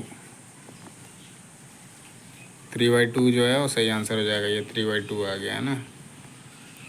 अगला चलते हैं क्वेश्चन नंबर 51। देखो यार क्वेश्चन क्या है ना, बहुत ज़्यादा ये क्रिटिकल हैं। सॉल्यूशन बेथ बहुत ज़्यादा सॉल्यूशन करना पड़ता है, लंबा सॉल्यूशन करना पड़ रहा है, इसलिए आपका ट्रिगोनोमेट्री के जितने क्वेश्चन आप जितने फार्मूलेज हैं आप याद कर लेना, क्योंकि इस तरह के क्वेश्चन आएंगे ना लंबा जाएगा उस पर टाइम। सीधा सीधा बन सकता है लेकिन उसको वैल्यू निकालो, फिर उसके बाद लाओ, फिर उसको कैलकुलेट करो, फिर चेंज करो, ऐसे करके करना पड़ेगा। चलिए अगले क्वेश्चन पे आते हैं। तो 51 नंबर क्वेश्चन है, typical locating device use as jig and fixture for cylindrical job. तो सिलिंड्रिकल जॉब के लिए जिग्स और फिक्सचर के रूप में उपयोग किए जाने वाले विशिष्ट लोकेटिंग डिवाइस जो होता है उसका क्या नाम होता है, उसके बारे में पूछा है ना। तो ऑप्शन के हिसाब से जाते हैं तो यहाँ पे वी ब्लॉक जो है वो आपका जिग और फिक्सचर में, जो सिलिंड्रिकल जॉब होता है वो आपका वी ब्लॉक में ही रखा जाता है। उससे क्या होता है, वो मूवमेंट नहीं होने देता है। बाकी आप जी किसी में भी जाओगे तो वहाँ पे मूवमेंट होगा है ना।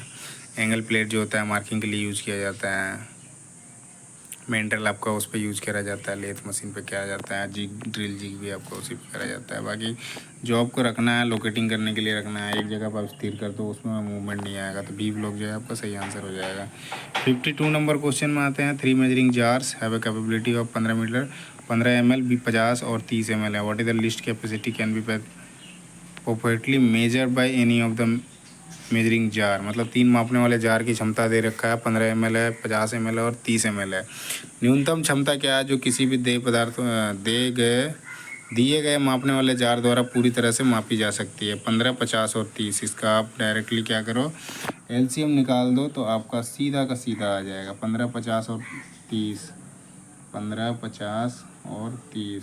क्योंकि ये क्या पूछा है, न्यूनतम क्षमता, तो वही आपका एलसीएम जो होता है, लीस्ट कॉमन फैक्टर जो मल्टीप्लाई जो होता है सबसे छोटा वाला जिसमें सबके सब आ जाएंगे, तो ये आपका हो जाएगा। तो ये आपका 5 से काटते हैं, 5 × 15, 10 × 5 = 50 और 6 × 5 = 30। 3 से काटते हैं, 3 × 3, 3 × 6, ये 10। 2 से काटते हैं, ये 5 हो जाएगा। 5 × 2 = 10, या 30, 30 × 5 = 150। 150 किस में है, सी में है। सी जो है आपका सही आंसर है। 53 नंबर क्वेश्चन में आते हैं। होल इज 15 मीटर लॉन्ग है और 12 मीटर जो है ब्रॉड है। If the sum of the area of floor and ceiling is equal to sum of area of 4 walls, the volume of the hall is in meter cube में दिया हुआ है। तो एक होल जो है 15 मीटर लंबा है और 12 मीटर चौड़ा है। सो ये आपका होल हो गया, ये 15 मीटर लंबा और 12 मीटर चौड़ा हो गया है ना। फर्श और छत के क्षेत्रफल का योग जो है 4 दीवारों के क्षेत्रफल के योग के बराबर, मतलब इधर इधर इधर इधर है ना। होल का आयतन मतलब ये वॉल्यूम आकार में है, वॉल्यूम कह रहा हूँ, ये घनाभ आकार में है ना, इस आकार में। अब ये जो 12 होगा ये भी 12 होगा, ये 15 है, ये 4 15 15 वाले होंगे, ये 12 12 वाले बाकी सब हो जाएंगे। तो इसमें हम क्या करेंगे, एक एक करके निकालेंगे, है ना, जो वॉल्स हैं। सो सबसे पहले 15 मीटर वाले को निकालते हैं, है ना। इसमें एज कहाँ है पता नहीं है ना। सो 15 वाले क्या है, एक यहाँ पे है, एक ये वाला है और एक नीचे वाला है। तो ये 30 इंटू एच कर देते हैं इसको, है ना। उसके बाद हाइट भी तो है ना इसकी कुछ। अब हाइट का तो पता नहीं है हमको, चौड़ाई का पता है ना। चौड़ाई का पता है कि 12। अब ये आ जाएगा 24 एच हो जाएगा। इसमें भी एच का पता नहीं है, 24 एच हो जाएगा। फिर उसके बाद जैसे इसको टोटल करेंगे तो ये आपका 54 एच हो जाएगा, है ना, 54 एच हो जाएगा। उसके बाद क्या करेंगे, इसका अब वॉल्स का निकालने का कह रहा है, 4 दीवारों का क्षेत्रफल। तो उसमें क्या करेंगे, हम सरफेस एरिया लगाते हैं, मतलब वो आपका पृष्ठ क्षेत्रफल जो होता है। तो पृष्ठ क्षेत्रफल लगाएंगे तो उसमें 4 वॉल्स का कितना हो जाएगा, चारों के निकालने के लिए अब इससे हम मल्टीप्लाई करेंगे, है ना। ये जैसे 2 का आया, 15 12 180 आया, ये 2 का आया, तो चारों का निकालेंगे तो 360 आ जाएगा, है ना। 360 से माइनस कर देंगे आपका 360 बराबर जो हो जाएगा 54 एच हो जाएगा। सो 360 इज इक्वल्स टू 54 एच हो जाएगा। 360 कैसे आया पता है ना, ये आपका हो गया, ये आपका लेंथ और ब्रेथ दे रखा था, तो 15 12 180 हो जाएगा। वैसे में जो हवाई तक है, तो पूरा का पूरा 4 वाल्स का निकालेंगे, 4 को, उसमें एक सिंगल का हो गया था। चारों का निकालेंगे तो मल्टीप्लाई करेंगे तो जैसे 15 12 180 हो जाएगा, मतलब 2 का निकल गया। और बाकी 2 का निकालेंगे तो उससे 2 से मल्टीप्लाई करेंगे, 360 आ गया। और ये हमारा जो आ गया है टोटल, जो वो क्या बोलते हैं, वॉल की ऊंचाई, मतलब जो दीवार की ऊंचाई है, वो आ गया 54 इंच, है ना। तो इससे निकाल देते हैं और उसको फिर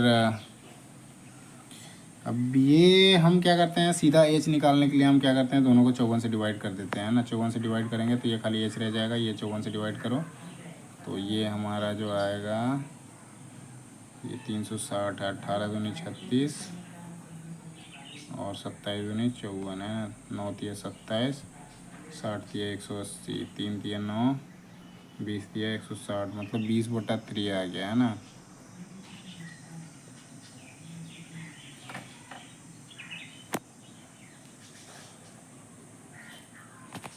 सो अब इसमें क्या है, हमारा 2 दिया हुआ है, एक 15 है, एक 12 है, और एक जो आया ये 20/3 आ गया। तीनों आ गए हैं, लेंथ आ गया, ब्रेथ आ गया और हाइट आ गया। अब वॉल्यूम निकालने के लिए क्या होता है, इसको तीनों को गुना करना होता है, एल बी एच। 15 12 180, 180 गुने 20/3, है ना। काट दो इसको, 60 हो जाएगा, 6 दूनी 1200 हो जाएगा। सो बी में जो है आपका सही आंसर है ना। सो बी जो है आपका सही आंसर है। अगला है 54 नंबर क्वेश्चन। तो what is the weight of the water content in a conical vessel which is 21 centimetre deep and 16 centimetre diameter. मतलब ये शंकुआकार में है, ऐसे है ना। ये उल्टा कर दो खाली, उल्टा बना दिया, है ना। ये इस तरह का है ना, इस तरह का है। इसमें जो है 21 मीटर डीप है, ये आपका 21 सेंटीमीटर है, और ये 16 सेंटीमीटर डायमीटर है। तो आर जो हो जाएगा इसका 8 हो जाएगा, और एच जो है 21 हो जाएगा, है ना। क्या निकालने बोला है, बर्तन की गहराई दी हुई है,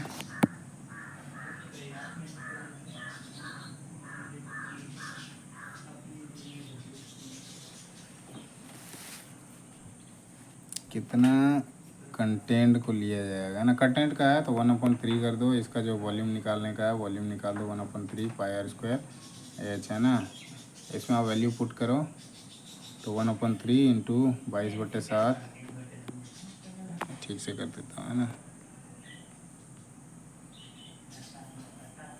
ये 21 है, ये आपका 16 है ना। आर जो है आपका 8 आ जाएगा, एच जो है आपका 21 आ जाएगा। 1/3 इंटू पाई का मान 22/7, आर का हो जाएगा आर स्क्वायर मतलब 64, और एच जो दे रखा है वो आपका दे रखा है 21, है ना। 3 3 7 21 और 7 से 60 कट जाएगा। 22 इंटू 64 करोगे तो कितना आएगा, 22 इंटू 64, है ना।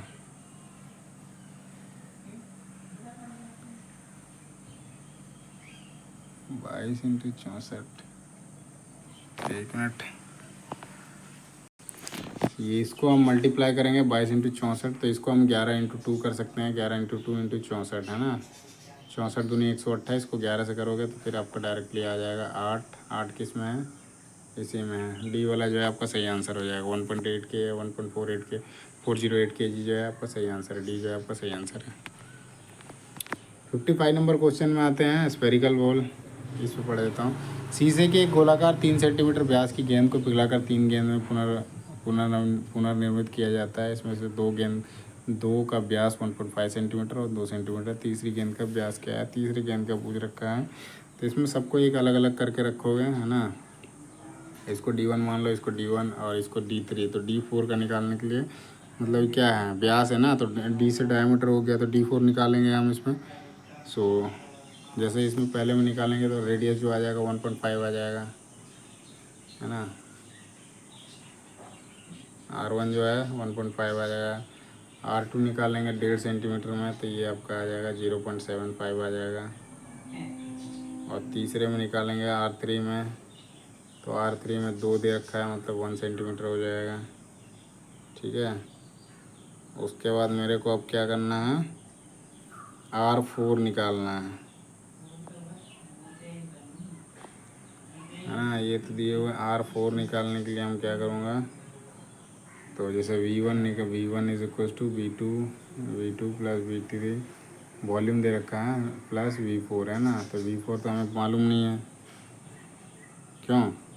तो जब हम V1 देखेंगे तो ये आपका 3 है, और V2 कितना दिया होगा, ये आपका दिया 1.5 और 2 दिया है, 3.5 हो जाएगा। ये 3.5 हो जाएगा, है ना।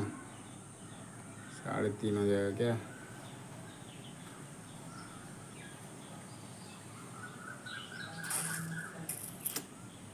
1.75 में 3। अच्छा, R2 R3 इसको हम माइनस करेंगे ना, तो आपका आ जाएगा 1.25 आ जाएगा। ये थोड़ा सा मिस्टेक कर दिया। 1 सेंटीमीटर एक का है और एक का आपका है 0.75 आया, 75 1.25 आ जाएगा, है ना। 1.25 तो एक का आ गया, सॉरी इसको आप छोड़ दो। R2 R3 और R4 आ गया। तो ये तीनों चारों तीन तो आ गए जो बाद के थे। अब इसमें सीधा D4 निकालने के लिए हम मल्टीप्लाई करेंगे किसका, जैसे अब D4 निकालना है तो यहाँ पर 2 सेंटीमीटर और तीसरी गेंद का व्यास क्या है, तीसरी गेंद का व्यास, तो इससे मल्टीप्लाई कर देंगे 2 को।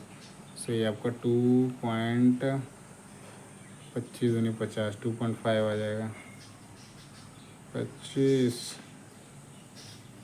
2.25 2 मल्टीप्लाई 1.25, है ना। 2 इंटू 50, ये आपका है ना 2.5 का। सो ये आपका ये जो है आपका सही आंसर हो जाएगा। उसके लिए देखो इसमें थोड़ा लंबा क्वेश्चन है, बाकी तो मैं ऐसे सॉल्व कर दिया। इसका लोगे R1 मान के चलो, R2 R3 R4 निकालोगे, फिर उसके बाद जो आपका वैल्यू आएगा उससे मल्टीप्लाई कर दो, आपका आ जाएगा, है ना। बाकी सॉल्व कर दिया हूँ तो उससे आप देख सकते हो। थोड़ा हिचकिचा हो गया है, उसके कारण थोड़ा दिक्कत है, बाकी सही है। अगला चलते हैं हम 56 नंबर में। डायमेंशन ऑफ कोई कीवर्ड का दे रखा है। कीवर्ड मतलब घनाभ का आयाम दे रखा है। तो सतह क्षेत्रफल पूछ रहा है, कुल सतह क्षेत्रफल क्या होगा, है ना। इसका जो फॉर्मूला होता है 2LB plus BH plus HL हो जाएगा, है ना। HL मीन्स सबका लेंथ और ब्रेथ। ये आपका लंबाई मान लो, एक का लंबाई हो गया, फिर आपका चौड़ाई हो गया, फिर एक आपका ऊंचाई हो जाएगा, है ना। तो ऐसे करके आपका तीनों को मल्टीप्लाई करोगे, सो आपका इसमें फॉर्मूला में आ जाएगा 2, जैसे 1170 हो जाएगा, प्लस 13 130 143 हो गया, प्लस 13 91 हो गया, मल्टीप्लाई 2 से करोगे। इसको टोटल जोड़ो, 1 3 4 और 7 11, है ना। 9 4 13 और 7 20 और 1 21, 2 और 1 3, 311 मल्टीप्लाई 2 622। तो बी जो है आपका सही आंसर, है ना, 622 हो जाएगा। अगला है 57 नंबर पे, what is the unit of, ऐसा यूनिट ऑफ टेम्परेचर का पूछा है, तो आपका केल्विन हो जाएगा, है ना। बी जो है आपका सही आंसर है। अगला चलते हैं 58 नंबर क्वेश्चन पे। तो 58 नंबर क्वेश्चन है, high carbon steel are machine using tool having. High carbon steel को किससे करते हैं उसके बारे में पूछा हुआ है ना। सो हाई कार्बन स्टील जो होता है वो आपका हार्ड मटेरियल होता है, तो उसके लिए क्या होता है, नेगेटिव ब्रेक एंगल वाले यूज किए जाते हैं ना। सो ए जो है आपका सही आंसर हो जाएगा, negative break angle. 59 number question में आते हैं। द कटिंग स्पीड दे रखा है और ड्रिल का डायमीटर दे रखा है। अब क्या पूछा है, what is the rotational speed, मतलब एन पूछ रखा है। N is equal to cutting speed multiply होता है 1000, है ना। 1000 अपॉन पाई डी, पाई मतलब 22 और डी दे रखा है 20 है ना, मल्टीप्लाई 7 ऊपर चला जाएगा, ये 20 से पिस गया, ये 11 और ये 500, 500 से 3500 डिवाइडेड बाई 11 है ना, तो 11 या 33, 3 से कौन है 320 है, तो बी जो है आपका सही आंसर हो जाएगा, बी जो है आपका सही आंसर है। 60 नंबर में आते हैं, पॉइंट एंगल पूछा है जनरल पर्पस ड्रिल बीट का, तो सामान्य प्रयोजन ड्रिल बीट में बिंदु कोण क्या होता है 118 डिग्री होता है ना, सी जो है आपका सही आंसर है। अगला 61 नंबर है, ग्राइंडिंग व्हील से क्वेश्चन है, इसमें से पूछ रखा है इन ग्राइंडिंग व्हील 51 है, 46 एल, 13 बी, 13 एंड बी क्या दिखाता है उसके बारे में क्या दर्शा रहा है। 13 सबसे पहले इसको देखते हैं और बी को देखते हैं ना। तो सबसे पहले यहाँ से आते हैं, ए से एब्रेसिव आता है, फिर ग्रेन आता है, फिर ग्रेड आता है, फिर स्ट्रक्चर हो जाएगा 13। स्ट्रक्चर किस में है, 2 में ऑप्शन में है स्ट्रक्चर का है ना, और ये किस में भी है। और उसके बाद दे रखा है बी का है ना, तो ये बॉन्ड टाइप का है ना। सो बी किसका होता है, रेजिनॉइड बॉन्ड का होता है ना। इसमें रेजिनॉइड बॉन्ड है, इसमें रेजिनॉइड बॉन्ड है।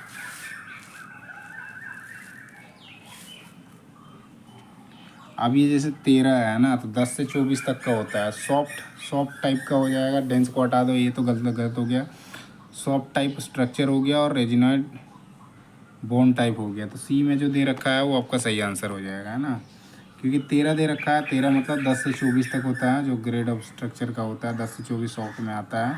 और बी जो होता है वो रेजिनॉइड बॉन्ड का आपका साइन होता है ना, तो सी जो है आपका सही आंसर हो जाएगा। 61% आप क्वेश्चन चलते हैं, मोस्ट पेपर जो पूछ रखा है अवेलेबल होता है। सो मोस्ट पेपर जो है 0 से 7 तक होता है ना, तो सी जो है आपका सही आंसर हो जाएगा।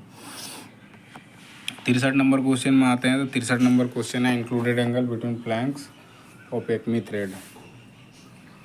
एकमी थ्रेड का कितना एंगल होता है उसके बारे में पूछा है, 29 होता है ना, तो डी जो है आपका सही आंसर है।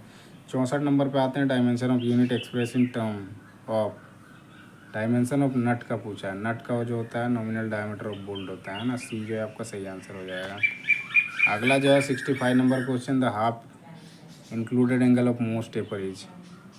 तो मानक मोस्ट टेपर का अर्ध सम्मिलित कोण पूछा है कितना होता है, तो वो आपका 1 डिग्री 29 मिनट होता है ना, डी जो है आपका सही आंसर है। ऊपर आते हैं 66 नंबर क्वेश्चन पे, तो which statement is correct, GC20A7EP grinding wheel में पूछ रखा है कौन सा जो है वो सही है ना। तो ये आपका ग्रेड ऑफ सॉफ्ट हो जाएगा, तो BC में ये ऑप्शन होगा है ना, ग्रेड ऑफ सॉफ्ट हो जाएगा GC। उसके बाद ग्रिड साइज जो है नॉट फाइन है and abrasive is green silicon carbide. जो बी है आपका ये आपका सही हो जाएगा, है ना। इसमें देखोगे बोन टाइप का आ गया, उस पर ग्रिड टाइप का है ना। तो ये आपका ये पूरा का पूरा ऐसे होता है। GC मतलब आपका ग्रेड हो गया, ग्रेड सॉफ्ट हो गया। सी जो होता है सॉफ्ट में आता है ना। उसके बाद ये आ जाएगा ग्रेड साइड नॉट फाइन है ना। फिर उसके बाद अब्रेसिव का आ गया, और जो है और EP जो है और सिलिकॉन कार्बाइड का हो जाएगा, है ना। सो बी जो है सही आंसर है। 67 नंबर क्वेश्चन में आते हैं, तो 67 में विच of the following is use for holding pipe diameter more than 63, मतलब 63 से 200 mm के बीच में पकड़ा जाता है। जो होल्डिंग पाइप को पाइप डायमीटर जो होता है 63 से 200 mm के बीच का, उसको पकड़ने के लिए कौन से टाइप का वाइस का इस्तेमाल करते हैं ना। वाइस पूछ रहा है, तो चैन पाइप वाइस होता है, उसका इस्तेमाल करते हैं। बेसिकली ये आपका क्वेश्चन होना चाहिए रेंज का, है ना। वाइस की जगह ऑप्शन में जो है ना रेंज होना चाहिए। सो चैन पाइप रेंज जो होता है उसका इस्तेमाल किया जाता है 63 से 200 mm तक का जो जॉब होता है उसको पकड़ने के लिए, उतने डायमीटर का जो जॉब होता है उसको पकड़ने के लिए इस्तेमाल किया जाता है ना।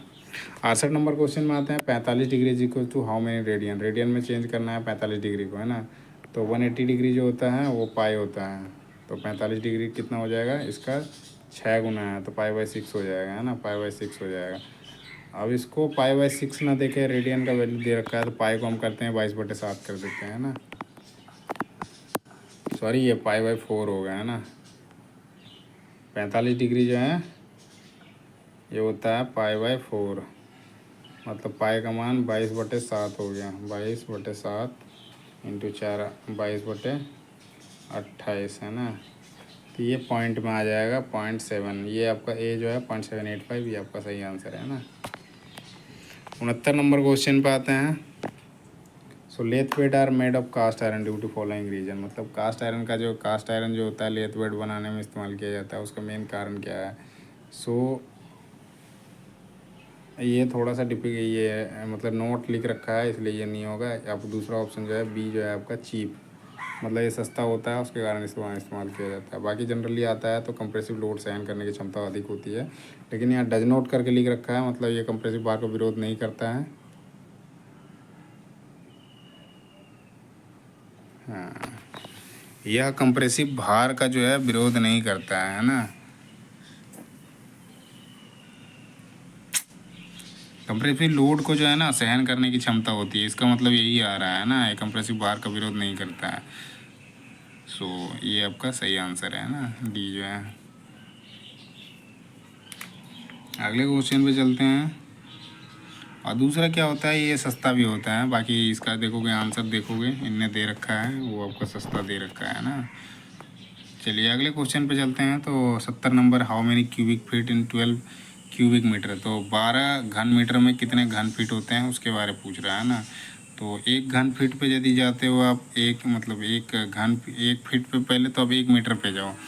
1 मीटर में कितना होता है, वो 1 मीटर में 3.28 होता है ना। तो 1 मीटर क्यूब में कितना हो जाएगा, ये 3 3 9 3 27, मतलब 35 पॉइंट समथिंग आएगा, 35.28 आएगा ना, 35.28 आएगा। फिर 1 मीटर क्यूब में इसको 12 से मल्टीप्लाई कर दो, मल्टीप्लाई 12 कर दो, क्योंकि 12 का पूछ रखा है ना, 12 घन मीटर का पूछा है। तो 12 इंटू 35, 35 इंटू 12, 12 पचे 60, 12 तिया 36 और 6 42।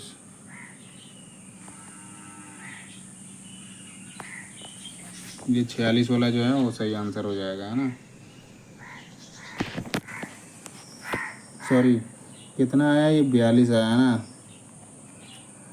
35 इंटू 35.28 इंटू 12, 12 12 पचे 60, 12 तिया 36, 42, 420 आ रहा है ना।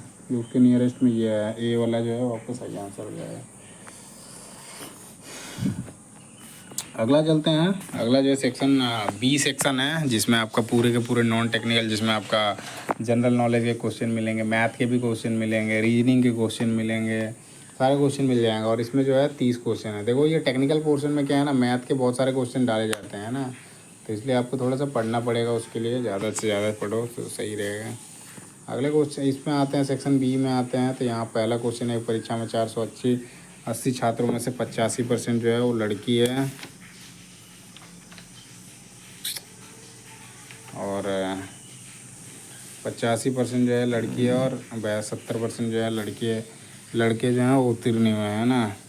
परीक्षा में कुल 75% परीक्षार्थी उत्तीर्ण हुए हैं, तो कितने प्रतिशत लड़के परीक्षा में उपस्थित हुए हैं। देखो क्वेश्चन थोड़ा ये सब घुमाता है ऐसे है ना, तो इसको समझना होगा। तो इसको हम मानते हैं क्या 480 छात्र हैं, इसको गर्ल्स प्लस बॉयज़ कर देते हैं, तो ये आपका 480 आ जाएगा। अब इसमें से लड़कियां कितनी हैं, 85% हैं जो पास हुई हैं, और 70% जो हैं वो लड़के पास हुए हैं ना। तो इसका हम करेंगे 85%,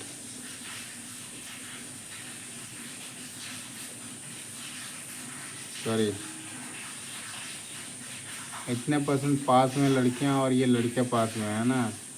परीक्षा में कुल 75% परीक्षार्थी उत्तीर्ण हुए हैं, तो लड़के का पूछ रहा है कितने नंबर ऑफ लड़के जो हैं वो थे बोल के, है ना। तो इसको आप निकालते हो, इसको चेंज करो पहले, गर्ल्स को और बॉयज़ को चेंज करो। पहले ये 75 निकाल लो, 75% जो हो जाएगा वो कितना हो जाएगा, वो 3/4 होता है ना। तो 480 का 480 3/4 कर दो, ये कट जाएगा आपका 16, 12 चौक 48, 120 दिया 360 है ना, 360 आ गया। और 360 किसका है, 75% पास हुआ, मतलब ये गर्ल्स और बॉयज़ का हो गया। इसको आप गर्ल्स इस पॉइंट 0.85 कर दो, 0.85 गर्ल्स हो गया, और बॉयज़ जो हो जाएगा 0.70 हो जाएगा, है ना, ये बॉयज़ हो जाएगा। टोटल करोगे तो ये आपका इज इक्वल 360 हो जाएगा। अब गर्ल्स का आते हैं, तो गर्ल्स में यहाँ पे आ जाएगा गर्ल्स का 480 माइनस बॉयज़ हो जाएगा। ठीक है, ये गर्ल्स का खाली निकालोगे तो 480 माइनस बॉयज़ हो जाएगा। तो इसको भी रख लेते हैं। तो इसको फिर पुट करते हैं। तो यहाँ पे हम पुट कर देंगे इस पर। तो ये थोड़ा लंबा बन रहा है, बाकी लास्ट में फाइनली आके मैं बता देता हूँ। जैसे इसमें आप पुट करोगे, सो हमारा जो मेन है girls plus boys is equals to 480 है ना। परसेंटेज मैंने निकाल दिया, ये 360 आ गया टोटल है ना। टोटल का 75% मान जो है ये टोटल उत्तीर्ण जो हुए हैं उसमें उसका लिख रखा है, उसमें से ये आ जाएगा। फिर आपका गर्ल्स का खाली निकालोगे तो ये आपका 480 माइनस बॉयज़ हो जाएगा। और इसमें जैसे निकालते हो 0.85 गर्ल्स हो जाएगा प्लस में है ना, तो 0.70 बॉयज़ हो जाएगा। फिर इसको क्या करोगे, गर्ल्स का मान इतना हो गया है ना, इसको पुट करो। इसको जब यहाँ पे पुट करोगे, यहाँ पे बॉयज़ की जगह बॉयज़ का कितना है वैल्यू, तो बॉयज़ का निकालोगे तो माइनस हो जाएगा। जैसे इसमें गर्ल्स का दिया हुआ है, ये गर्ल्स का, तो जी इज इक्वल्स टू क्या है यहाँ पे 480 माइनस है। तो इसमें पुट करोगे इसका वैल्यू और बॉयज़ का वही रह जाएगा। फिर उसके बाद दोनों में डिफरेंस करोगे तो फाइनली जैसे आएगा मतलब 0.85 ये थोड़ा क्लियर करके लिख देता हूँ है ना। 0.85 480 माइनस बॉयज़ है ना, प्लस लड़के जो हैं 0.70 बॉयज़ है ना, बराबर 360 है। इसमें जब आप कैलकुलेट करोगे, इसको आप कैलकुलेट करोगे तो आपका फाइनली जो आएगा वो 320 आएगा है ना। और वही है लड़कों की संख्या, मतलब टोटल जो लड़के पास हुए हैं उनकी संख्या है ना। 320 जो है वो आपके सी में है। सी जो है आपका सही आंसर है। अगला चलते हैं दूसरे नंबर क्वेश्चन में। इसमें आप 475 में हार्ड डिस्क बेचकर एक व्यक्ति को 5% का क्या होता है, नुकसान होता है। 5% लाभ कमाने के लिए उसे हार्ड डिस्क कितने में बेचनी पड़ेगी। पहले क्या होता है, 5% का क्या हो गया, नुकसान हो गया, मतलब कहीं ना कहीं वो 500 का था। आप ऐसे तो डायरेक्टली निकाल नहीं सकते हो, तो इसका एक फार्मूला होता है जिसमें आपका क्वेश्चन बनाओगे तो थोड़ा लंबा बनेगा है ना। बाकी कोई बता देता हूँ मैं, शॉर्टकट ऐसे ही अपने हिसाब से बता देता हूँ। तो उसका जो फार्मूला होता है, सीपी जो आपका लगा पैसा उसको माइनस करोगे 475, और फिर इसको सीपी में ही काउंट करा जाता है, मल्टीप्लाई करा जाता है 100 से, और 5% का वैल्यू निकालना है इक्वल्स टू 5। इसको जब आप कैलकुलेट करोगे तो उसमें आपका आ जाएगा जो कॉस्ट प्राइस है, ये कॉस्ट प्राइस आ जाएगा, वो आ जाएगा 500 है ना। तो मैंने डायरेक्ट मान लिया था 500। अब इस 500 में 5% का प्रॉफिट कमाना है, तो इसका 5% लगा दो, 1/20 ये होता है ना 5%, मतलब 1/20। तो इसको काटो, कितना हो जाएगा 25। तो इसको जोड़ दो इसमें से, 525 रुपये हो जाएगा। सो बी जो है आपका सही आंसर है। थर्ड क्वेश्चन पे आते हैं। 116 नंबर क्वेश्चन पे देखते हैं। तो यहाँ पे दे रखा है कक्षा में छात्रों की औसत आयु दे रखी है 16, मतलब टोटल एवरेज जो हो जाएगा वो आपका 16 हो जाएगा। लड़कों की औसत आयु जो है बॉयज़ का 21 है, और लड़कियों का जो है गर्ल्स का जो है वो 12 है ना। कक्षा में लड़कों की संख्या जो है 10 है।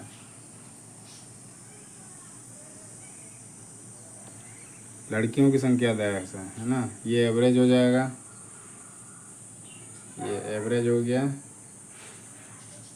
एवरेज हो गया है ना। और संख्या जो है गर्ल्स का कितना है, 10 है। तो लड़कों की संख्या पूछ रहा है, लड़कों की संख्या क्या होगी है ना। सो हम क्या करते हैं, टोटल एवरेज निकाल देते हैं। टोटल एवरेज हमारा दिया हुआ है 16, इस टोटल एवरेज निकालने के लिए वही है। सो बॉयज़ का जो हो जाएगा संख्या कितना है उसको हम करेंगे है ना। बॉयज़ का एक्स मान लेते हैं बॉयज़ को, और वाई मान लेते हैं लड़की को है ना। तो बॉयज़ गर्ल्स वाई मान लिए, और डिवाइड में करेंगे दोनों को। एवरेज निकालने के लिए वही होता है, बॉयज़ प्लस गर्ल, मतलब 2x plus 2x Y plus ऐसा करके होता है ना formula, 2x plus x plus y by 2 x plus y by x y. So same चीज़ यहाँ पे लगाएं। टोटल एवरेज हमारा कितना है, 16 है, और ये बॉय कितने हैं, 21 हैं, तो ये आपका 21 बी हो जाएगा। एक्स माना है तो 21 एक्स हो जाएगा, प्लस ये आपके 12 हैं, 12 वाई, और ये आपका 21 प्लस 12 33 हो जाएगा है ना। 33 मल्टीप्लाई 16 करेंगे, और इसमें से फिर आपका कॉमन निकालेंगे। तो ये आपका ये है ना, इसको ज़रा मैं लिख लेता हूँ। तो ये आपका 16 इज इक्वल्स टू 21 बॉय आ गया था और 12 गर्ल हो गई, दोनों को जोड़ा तो 33 हो गया है ना।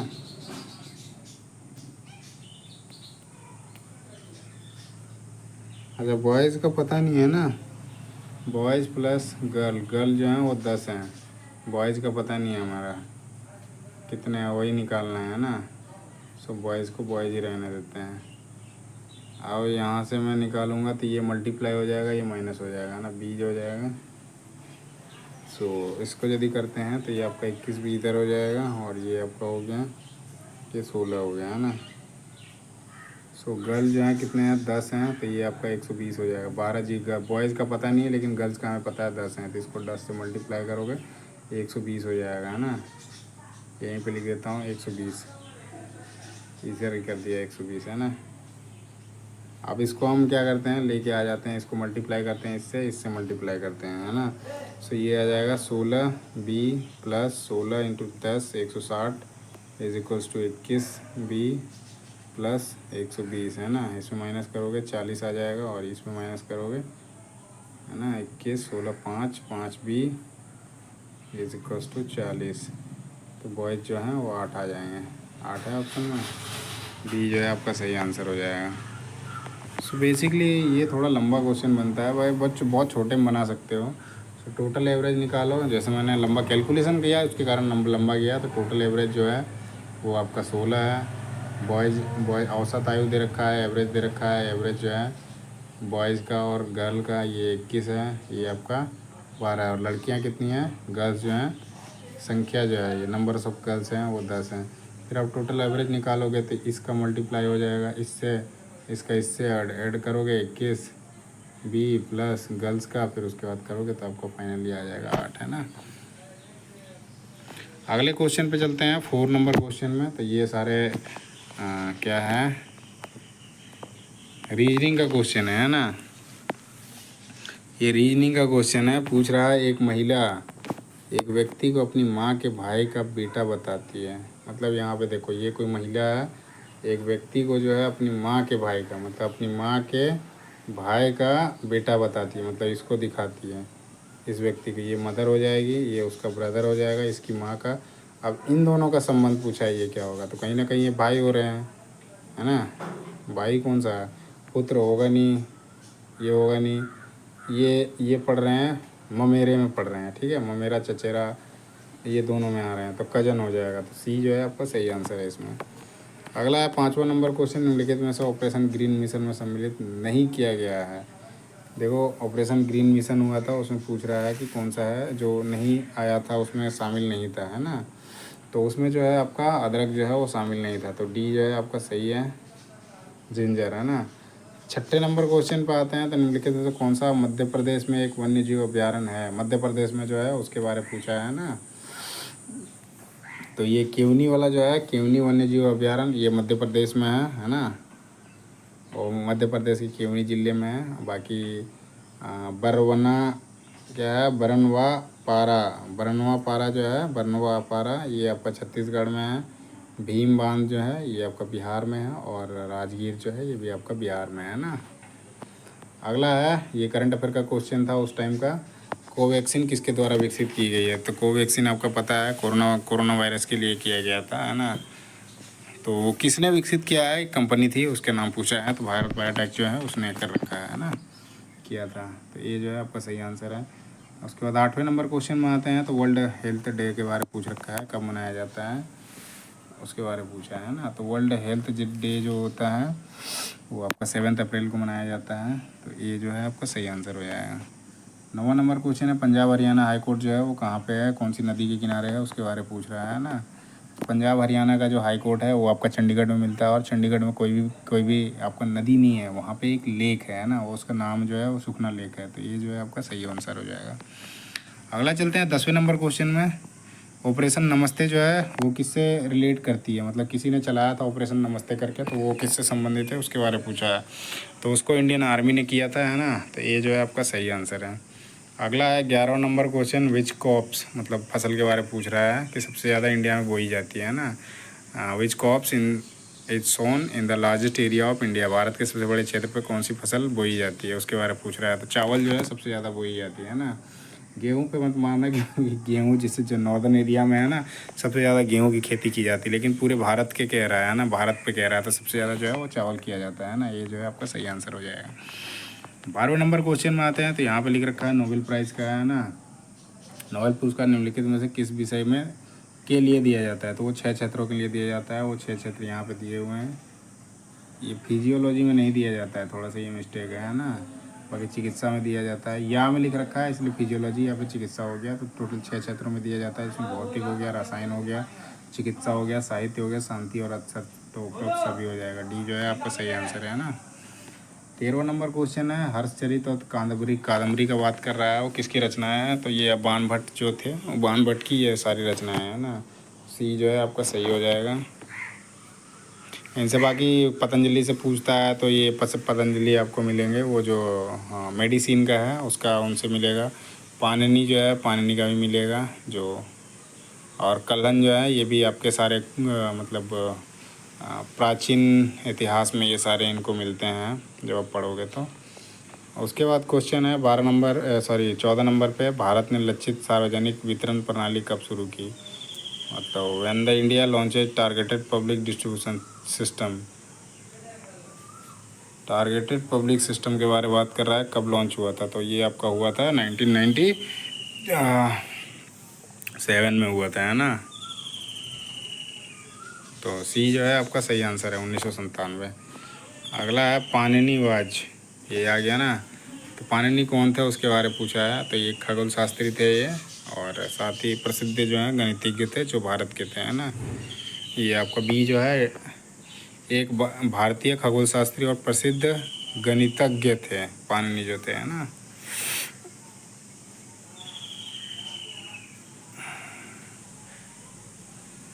अगले क्वेश्चन पे चलते हैं जो आपका 16 नंबर क्वेश्चन है। क्या निम्नलिखित में से कौन सा यूरोपीय संघ का सदस्य नहीं है। ऑप्शन दे रखा है जिसमें से पूछ रखा है कौन सा जो है उस टाइम का, ये अभी भी ये यूरोप संघ का शायद सदस्य नहीं है। तो इसमें जो है नॉर्वे आपका यूरोप संघ का सदस्य नहीं है, अभी करंट में भी शायद नहीं है ना। अगले क्वेश्चन पे चलते हैं। तो 17 नंबर क्वेश्चन में चलते हैं। तो 17 नंबर क्वेश्चन आपका क्या है, which river is also known Ganga of south. मतलब नदी, किस नदी को दक्षिण की गंगा कहा जाता है। तो वो आपका गोदावरी है ना। ये जो है आपका सही आंसर है। अगला चलते हैं। कभी कभी आपको कृष्णा भी मिलेगा है ना। तो इसमें देखोगे ना क्वेश्चन थोड़ा सा ऐसे आता है, बूढ़ी गंगा करके और साउथ की गंगा, ऐसे थोड़ा डिफिकल्ट आता है, तो थोड़ा मिस्टेक आता है। बाकी गोदावरी ही ज़्यादातर आंसर में है ना। दूसरे में पढ़ोगे तो वहाँ पे मिल जाएगा ये। तो वहाँ पे थोड़ा आपका कावेरी का मिलेगा, जो जिसको साउथ की गंगा, फिर बूढ़ी गंगा जो है वो गोदावरी मिलेगी। लेकिन अकॉर्डिंग टू हम देखते हैं तो ये गोदावरी है ना। निम्नलिखित में से किस समाचार पत्र की स्थापना महात्मा गांधी ने 1903 में दक्षिण अफ्रीका में किया था। उसके बाद दक्षिण अफ्रीका में महात्मा गांधी ने कोई एक समाचार पत्र जो है स्थापना किया था, और 1903 पे किया था। उसका नाम पूछा है, उसका नाम क्या है ना। इस पर 4 ऑप्शन दिए हुए हैं। तो 4 ऑप्शन में से पूछा है कि कौन सा है इसमें से। तो जब वो दक्षिण अफ्रीका में थे उस टाइम पे उन्होंने जो चालू किया था समाचार पत्र, उसका जो नाम था इंडियन ओपिनियन करके था है ना। तो ये जो है आपका सही आंसर है। अगले क्वेश्चन पे चलते हैं। ये आपका 19 नंबर पे है, which space agency sends 104 satellite in single mission in 2017। 2017 में किस अंतरिक्ष एजेंसी ने एकल मिशन में 104 उपग्रह भेजे थे। तो वो इसरो था है ना। 2017 में ये हुआ था जब उन्होंने 104 सैटेलाइट को लॉन्च करा था एक ही बार में है ना। तो इसरो जो है वो सही आंसर हो जाएगा। ये जो है आपका सही आंसर है। 20 नंबर क्वेश्चन में आते हैं। Which who among the following receive the Bharat Ratna award before becoming the president of India. मतलब वो राष्ट्रपति बनने से पहले भारत रत्न पुरस्कार जो है वो प्राप्त किया था, उसके बारे में पूछा है। 4 ऑप्शन दिया हुआ है जिसमें से जाकिर हुसैन जो है उनको पहले मिल गया था है ना।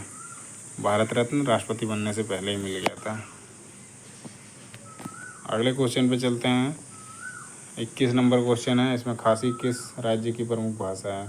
तो खासी, गारो खासी, जयंतिया, ये तीनों के तीनों मेघालय में आते हैं ना। तो मेघालय जो हो जाएगा। खासी के बारे में पूछा है तो आपका सी जो है सही आंसर है।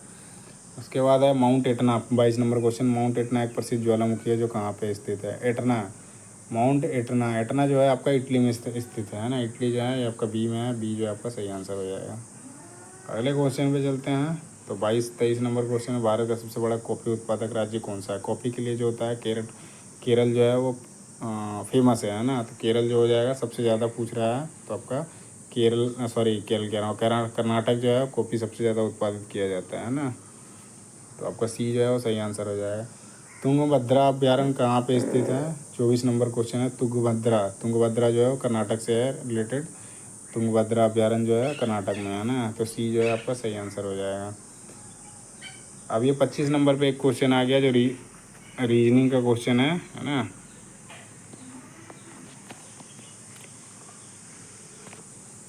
कि राम जो है अपने घर से शुरू होकर 4 किलोमीटर उत्तर की दिशा में उत्तर में चलता है। राम यहाँ पे घर पे यहाँ से 4 किलोमीटर चल गया, फिर वो 3 किलोमीटर पश्चिम चला, 3 किलोमीटर पश्चिम चला, फिर 8 किलोमीटर दक्षिण में गया, 8 किलोमीटर दक्षिण में गया, फिर अपने घर से कितने दूरी पे, मतलब यहाँ से यहाँ कितने दूर पे है ना।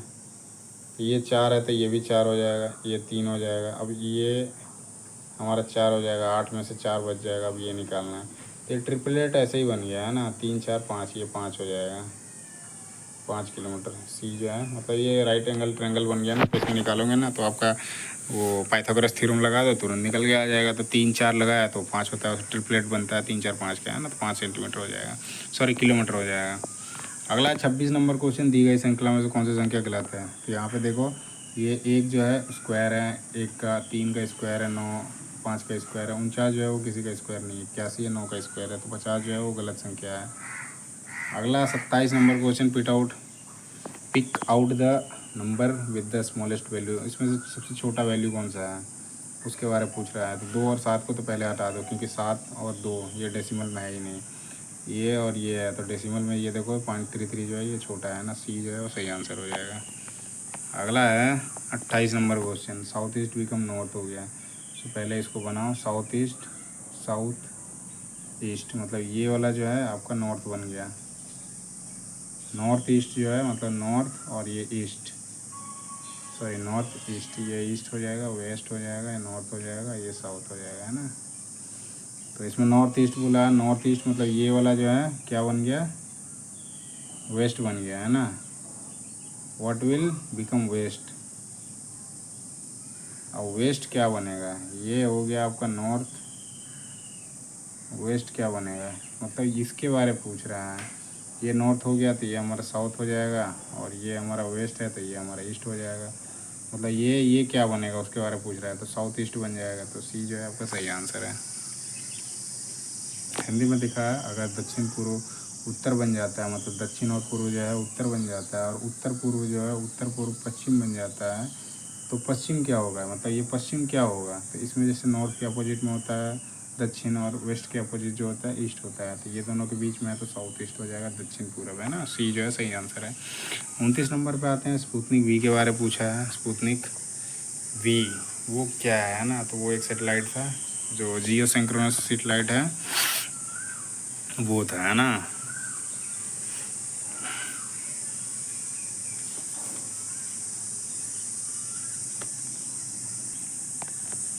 स्पुतनिक भी, सॉरी ये सेटेलाइट नहीं था, ये जो है ना स्पुतनिक जो है ना, ये आपका मेडिसिन बनाई गई थी, जो आपका कोरोना वायरस जब आया था ना उस टाइम पे एक बनाया गया था, वैक्सीन बनाया गया था, तो वो आपका कोरोना वायरस का जो वैक्सीन है ना, वो स्पुतनिक वी जो है कोरोना वायरस का वैक्सीन है, ठीक है।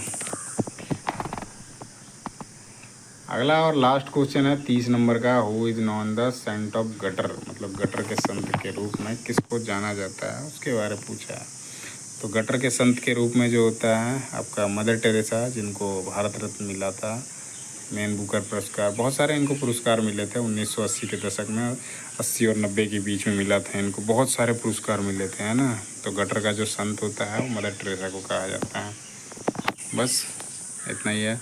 इसमें आपका देखोगे आंसर की भी दिया हुआ है ना, तो यहाँ से आप देख सकते हो, मैं ये अपलोड कर दूँगा टेक्निकल स्टडी पॉइंट का जो है चैनल है आपका टेलीग्राम चैनल, वहाँ पे ये क्वेश्चन जो है ये NCL 2020 का जो पेपर हुआ था उस टाइम का फिटर का, तो ये मैं अपलोड कर दूँगा उस पर, तो वहाँ से आप डाउनलोड कर सकते हो है ना, जो टेक्निकल स्टडी पॉइंट है टेलीग्राम का चैनल। और वीडियो को यहीं पे एंड करते हैं, इतना ही करते हैं जिससे वीडियो अच्छा लगे। बाकी बहुत सारी ऐसी चीज़ें हैं, इसको आप जब तक सॉल्व नहीं करोगे कैलकुलेशन करना पड़ेगा, क्योंकि मैथ के बहुत सारे क्वेश्चन हैं ना, तो इसके लिए आपको थोड़ा सा ज़रूरत पड़ेगा मेहनत करने का। और ये आपका आंसर की दिया हुआ है इसमें।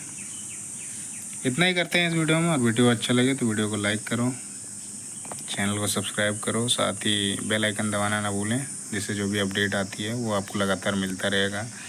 इस तरह का हो गया, गवर्नमेंट जॉब से हो गया, इवन प्रीवियस ईयर के क्वेश्चन या नया जो नोटिफिकेशन है वो सारा तो मिलता ही रहेगा, है ना। बस इतना ही करते हैं।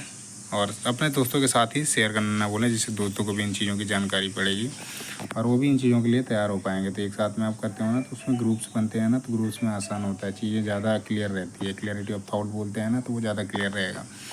सो बस इतना ही करते हैं। धन्यवाद। जय हिंद।